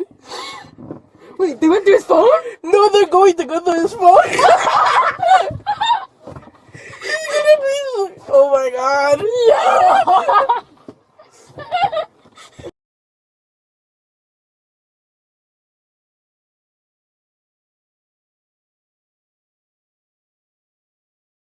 Yes, I told him he knew. He didn't report me. I told him already. He did a tip? There was a tip shown. Did you not see it? Someone tipped. He fucking snitched. I don't get why I wouldn't tell the police he did a tip though. Huh? Did a tip though. Cause it was an anonymous tip, but I was just assuming the writing. Yeah. Just like it was. Yeah. Oh my fucking god. God, I knew I shouldn't have told him. Cause he was like, oh, can you please tell me I can't sleep tonight? Fuck you! God! Bravo 14 o'clock. Oh. Yeah, I got shown the tip and it was like, my friend, 15-year-old, named, he goes by Jimmy, is planning to kill some dude. Yeah, and it was like, I don't really remember their real name, but I think it was Isabel. Bravo 14 o'clock. Yeah, it was spelled wrong too, so. God! She's such a fucking snitch. That's immediately what I thought when I saw that fucking tip, yeah. 8798. So stupid. It's so cold in that room. Which, I know. Dude, they had me sitting there and I was so... Dude, they took away my chocolate. No! I was able to eat, like, a part of it, like a part of the big bar. Oh, okay. But then that's it. Were you able to... Damn it. Bro, I wanted to come back to second period so I could have, like, nibbled on some with you. I was like, this was my main goal. Because, like, they spent, like, an hour at the beginning just, like, trying to...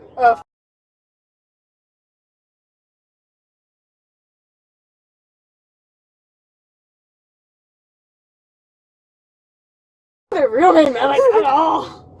Dude, they pulled up the security cameras and stuff, and I got to see us walking out. Saw. Yeah. That was the first time I've ever seen this. I wanted to see so much more. I was like, whoa, look, I'm on the cameras there. It was so cool. I was like, damn. I forget that there's just, like, videos. Yeah. Like that. I like the little direct. Hey. Except, not a school shooting, at least. We'd be in prison for life. Yeah. wonder how long we're gonna get. I'm probably not gonna get that much time. I mean,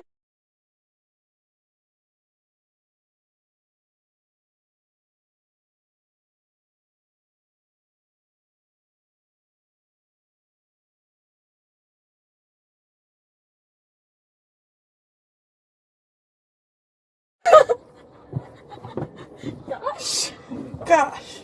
Ow. I moved my hands. Ow. These are low-key more Don't comfortable move your than wrist, last. it'll make it hurt. You gotta keep it still. These are more I'm too comfortable fat than... to stay still.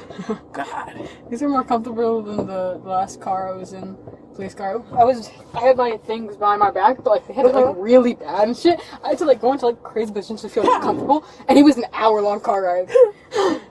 Dude, last time they didn't even put me in handcuffs. They just took me. And they let me take my stuff too. I was able to take like some of my Little Ponies, my plush, and my phone. Oh. But then they took my phone away. They took all my stuff away. Because they were like, you can't have this in there. So I was like, okay, whatever. I wasn't giving. I don't think I had anything on me, but I got my shirt taken away. Because I think it like went off the sleeve a little bit. And I guess that wasn't allowed. Ooh. Yeah, promiscuous. We're gonna become one of those lesbian couples now in jail.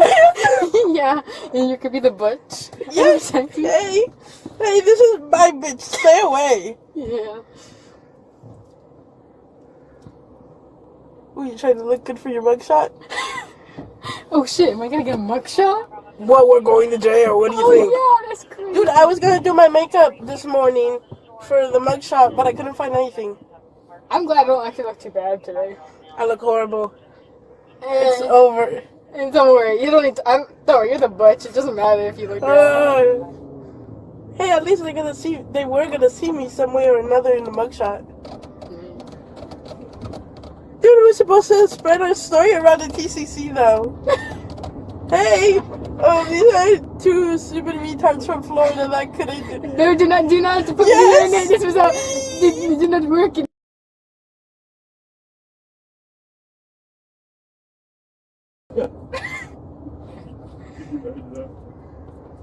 So over for you, little boy. Oh, dude, I was thinking like all I had time to think after just like I was like I don't know how they're gonna like imagine being pulled down. Yeah, some girl is trying to kill you. Like he's probably gonna be like he's gotta be told like you can't. I wrote him a note, and I was like, yeah, I'm not guilty for my actions, but. No, I was like, I don't feel guilty for my actions, but I feel guilty on how you were going to feel. Because honestly, I don't fucking care. No, because... But, like, I should at least try. But I did write a note to my parents. Did they like you write one? You should have asked. They said I'm going to be able to contact my parents when we get there. Me too. I haven't talked to my parents yet. I don't even know if my parents know what's going on. They don't. They haven't called mine either. Well, at least that's... My mom's gonna be yelling at me through the phone. What are you doing? Why are you trying to kill this fucking kid? I think my mom's gonna be okay. Loki, she's probably fucking with it. Like, when they're asking me, like, do you really want to lie? Would your parents really want you lying for Jamie? Like, yeah, they would. Like, yeah. Dude, they made me swear to tell the truth. Hey, look.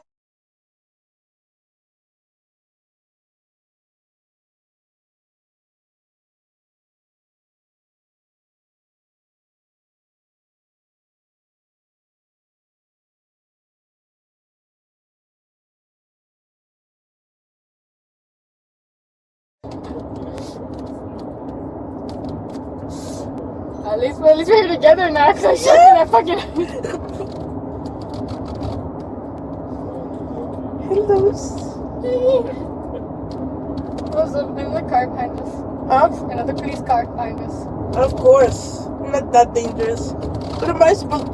Dude, they had me going out to the bathroom, and they had this lady standing in the stall, and they had like two other people. In the stall? No, not in the... Yeah, one of them was standing in the stall. The other two were outside waiting. You think I'm gonna be able to fucking run away? Yeah, I got too scared to actually go to the bathroom. Hey, look, you still have to go. I only went like twice because they searched me every time and they made me take my shoes and my socks off. I'm glad I didn't ask them. I don't want to do all that. You gonna bend over and cough for me? Bend over and cough for you? Yeah, that's what. Or is that what they do at a? Yeah, and then they look at your asshole and see if anything comes out. Wait, did they do that to you? I don't know. I haven't gone to jail. Oh, jail, dude. I thought you meant at the, the stalls or something. Think I'll be able to fix my hair, or you think I'll be in prison handcuffs for this? Yeah, still handcuffs. Really? But don't you gotta put up like that number thing? I think that's only in shows. So stupid. And my hair's only too bad. Mine looks so. But I asked my mom to do it last night, and she was like, "No, Mom. If you knew what I was doing, you would have done it for me to make me all look all pretty for my mugshot." Yeah. God. Glad I dyed my hair beforehand. Dude, who's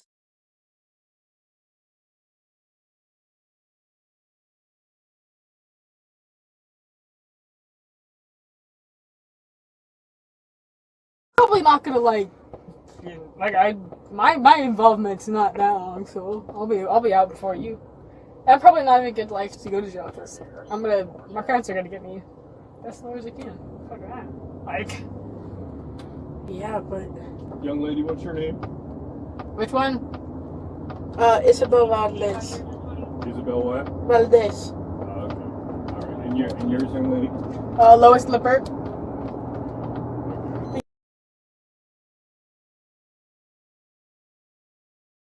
Dude, I should have got my diagnoses before this. I've been talking about that, being like, yeah, I should go to like a psychiatrist or something and like actually fucking get diagnoses. I should have done that. I should have got it before this shit all happened, and then I would have like some sort of thing to clean out. Dude, I've got like really like shit like that. Dude, I thought I was gonna get sent to the fucking psych ward. That's why I was so excited about everything. You think I would be so jolly if I was going to jail? Yeah, I was kind of assuming they were wording it like you were gonna go to psych ward. I know.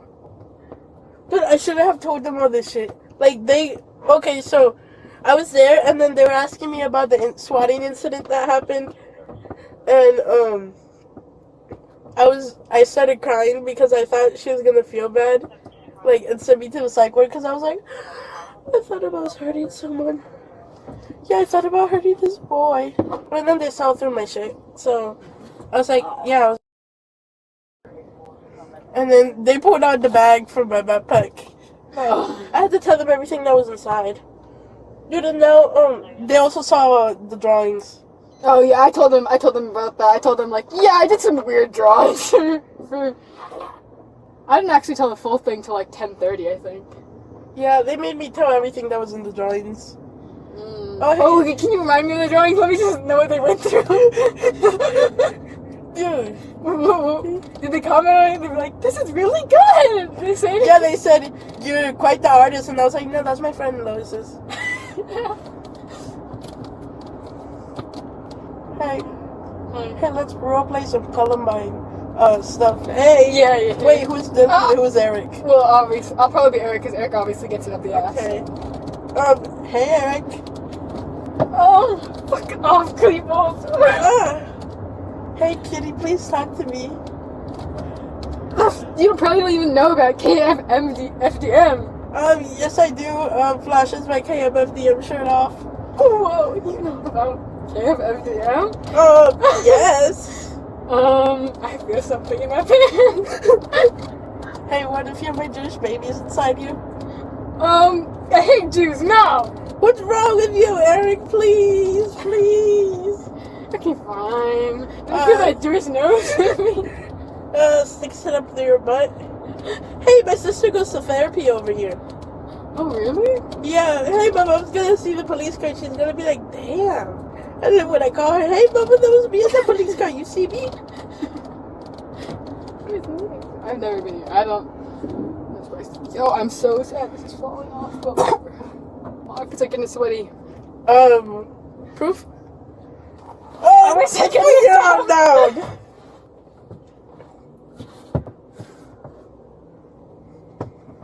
Hey. Oh, this is much more comfortable. Dude, I I should have done it in the morning. Yeah. Dude, he was right there. I was following behind him.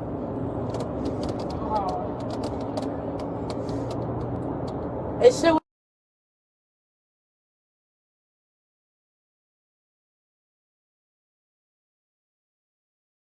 Because no, they came back. I told them like, you know, the important stuff, and then they came back. They were like, "I'm getting really pissed off. You're not telling me everything." I was like, "I swear, that's all I remember." So I had to like go sit there for like a few minutes, like just trying to remember every fucking thing and every fucking little detail. And I was like, "Oh, there are these images of Anamanza." And I should have, dude. I like forgot what to say halfway through my interview.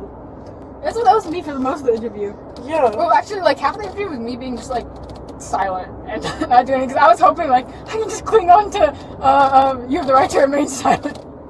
But lucky that didn't really work. I know because like they're gonna use it against me in court. Hey, why you have these drives with this little boy? Sorry. You're not a little boy. He's older than you. No, he's not. Well, oh yeah. Yeah, he's older than you. It's not some little boy. They can't say it's the little boy. This older boy who's abusing me. Yeah, I think in my dreams he told me that he wanted me to kill him. So I think it's only fair, you know? Yeah. Oh my god, I almost laughed and I almost peed myself. Dude, when they were interviewing me for the swatting, they kept on saying this dude's user, and it was laugh. And I felt so bad because I was like, this isn't nothing to laugh about, but I kept on fucking laughing, and they kept on saying 6'7". Oh, I laughed at 6'7". Dude, because they were talking about like my grades and stuff, like when it first started. They were like, yeah, was this in 6th or 7th grade? Wait, I did a 6'7" behind my back. 6'7"? Joe, stop making me laugh. I need to cough. You cough on me? You weirdo. Oh. I kinda need to fart. Please don't. Dude, I needed to take a shit over there, and like, I was so embarrassed because they kept on coming into the stall with me. And when I sat down, I felt like I had the shit, and I felt like it was gonna come out. Because I had diarrhea. I still have it. Don't mess up my seats, please. Shit, we get there. You out here cleaning it up. Oh, no, thank you. I gotta go to the bathroom when we get there. Dude, I just have to clean up my siblings' shit because my mom would be sleeping, and my sister, she would literally take her diaper off, and she would put it all over her bed. Oh, dude! And before, I think there was like a year ago or two, that she would go while my mom was cooking or while she was doing something, she would take her diaper off, and she would pee on her bed. Like, she would literally spread her legs open on her bed and pee. Your siblings are wild. I know. And my brother keeps on humping everything now. Oh. My mom tells him to stop, and he just keeps on doing it. And then he goes into my closet, because I sleep with my sister. I think I told you, right? Yeah. He goes into my closet, and he puts on my sister's bathing suit. Oh, you're so older brother core. Look at them over there.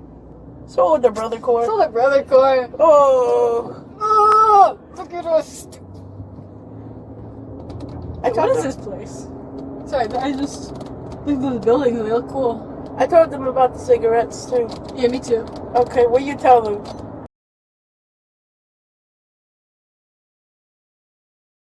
Oh, so evil. Dude, I didn't even get to fucking smoke them. So bad. I've only ever vaped in my life, and that's it. Yeah, smoke is not all that good. Dude, my mom was telling me about this morning, because she was like, she was talking about somebody, and then she was like, oh yeah, this girl I know, she got criminal charges because she hit somebody, and she drove away with her car, and she was like, Don't get any criminal charges, because that shit messes up your record. I'm sorry, Mama.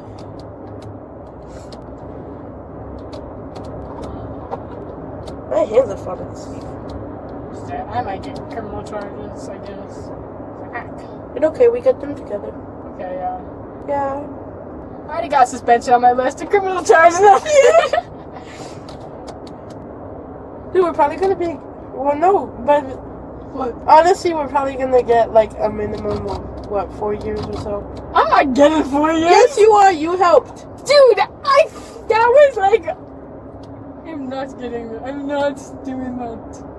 Hey, by the time we're gonna be out, we could go to community college together. Yeah. I'm not gonna be away for that long. Wait, low-key, probably a good thing you didn't actually end up doing anything, because imagine if I actually did like you told them. I would have gotten. I would actually probably. Wait. I'm a cutting pro. Can't they fucking tell? Isn't that what they use the pictures for? Pictures of my scars. To tell I'm a cutting pro, that's why. Did they ask me, like, every single person, they were like, does this person cut? Are they a cutter? Like, every single fucking person. Ooh. And who'd you say yes to? I said yes to you. And who else? I think that was it. Okay. Because I told them, oh, they asked me,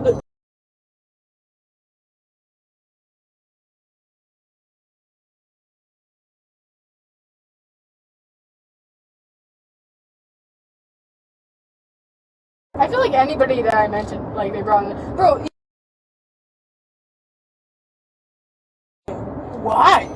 Because I didn't even mention her, like naturally. It was just like.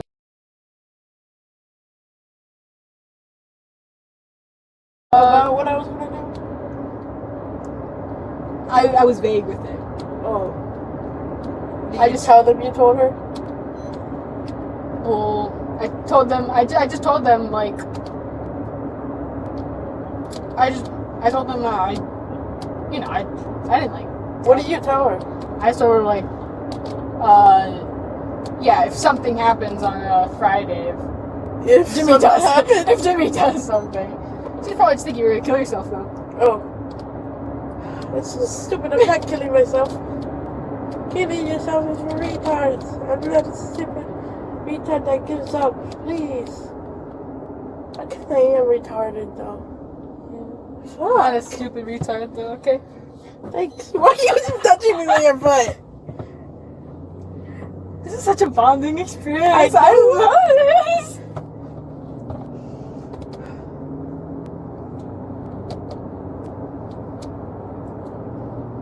Dude, if I have to be in a room where they have to like record me or some shit, I'm going to pull out my tits so that I'd CP. That's what I was thinking. Like, if they had to start doing that instead of just doing like the audio recording, I was like, I'm gonna pull out my tits so they can watch this. But that is what's that thing called? Public in. Bro, do you see me get public nudity? Like, come on, indecent, or what is it called? Indecency. I don't know. I was supposed to be a forensic analyst, please. Please, I wanted to be a police officer. Please. Dude, I should have told them that. I was going to tell them that yesterday. Like, I was going to say, oh yeah, I'm doing all this stuff. Because I'm going to be a police officer. No, sorry. Okay.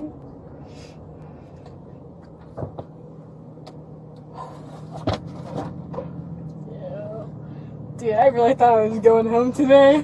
Me? Well, I didn't think I was going home, but I at least thought, oh yeah, I'll go to the psych ward. I thought I was going home. I was. Yeah, you want to come over? I said maybe I'll come visit you. Oh yeah, I should. Oh, bro, do you think this mom is gonna let me? Oh no way! If she finds out you're in jail. My family isn't probably gonna even visit me. Man, I don't even fucking care. I'll visit you, okay? Huh? I'll visit you. Huh? I'll visit you when I'm out before you. Okay. Shut up, you're not gonna be out before me. How would I get a longer sentence than you? Cause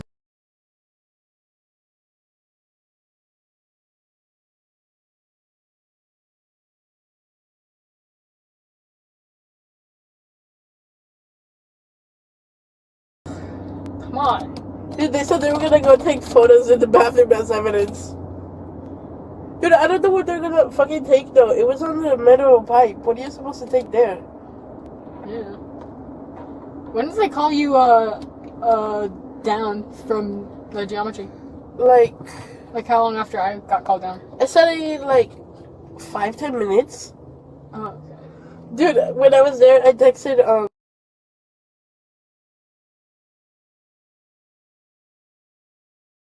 I wasn't able to see what she responded because they took the phone, but I saw that what's it called? That she had responded to messages. Did you give them my phone? They took your phone. Yeah. Not my phone, your phone. Stupid. I know, yeah. Yeah, I was wondering, I was like, damn, when they go check my backpack, I wonder if she's gonna hold on to my phone.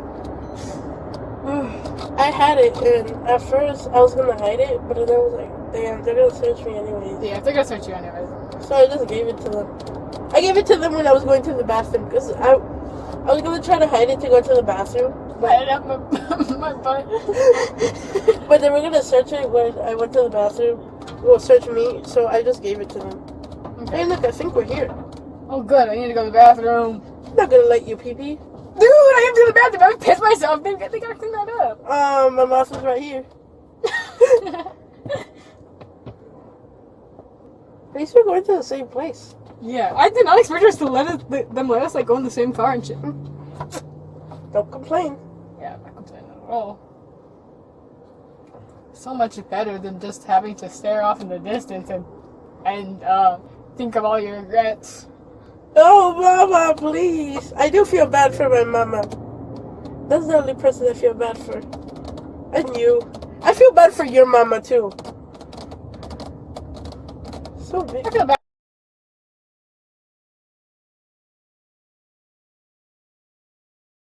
I'm gonna be gone. He's probably gonna be so worried.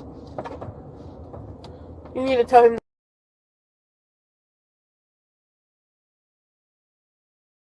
No.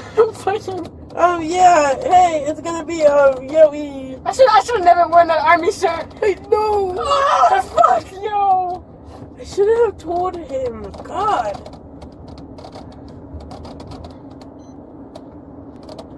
Hey, look. You wanna walk to the top of that tower? Hey, do a little kiss. Yes. Oh. Ow. This hurts so much.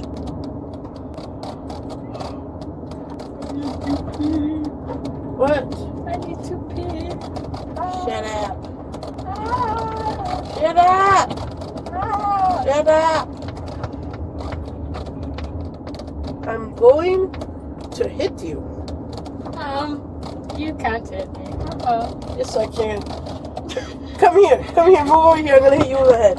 Come here, Lois. Come here. Come here. Wait, stop. I'm actually gonna piss myself by laughing anymore. Yuck. What's wrong with you? It's bad. I've been holding it for an hour. You've been horny for an hour. No, don't even. Oh, is it because I'm here? Yeah. Ooh.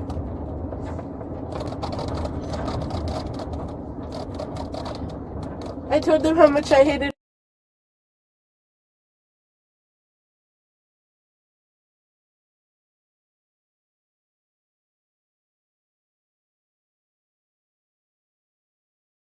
Yo, why did you do that? I'm just kidding. Okay.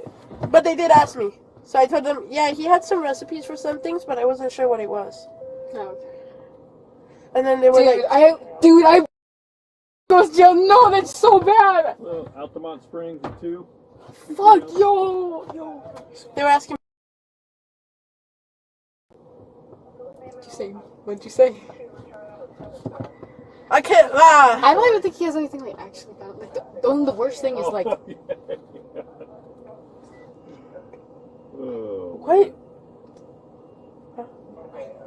Oh, That's not that bad. I know, but you still get arrested for that because I accidentally said it, but then I had to like, take it. I had to take it back. Then I had it on my phone because they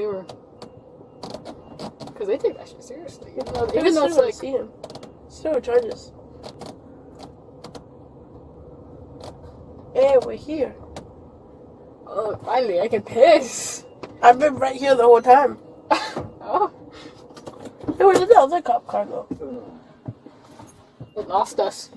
We were too fast. Oh. I hope I'm able to pull this sweater up and not have it hanging the whole fucking time. I'll pull it up with my teeth.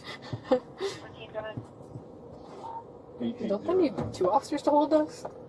They're not gonna hold both of us. They're not. He's not even holding Excuse one you. Help! Let me out! Let me out! Help! I'm gonna piss myself. Help! I think he's gonna hold us for the sick.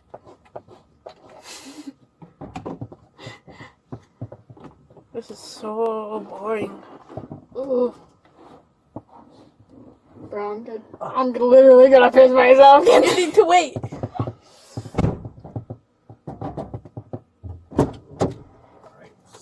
On out and just back in the car. Hey, you better not run away. You better not run.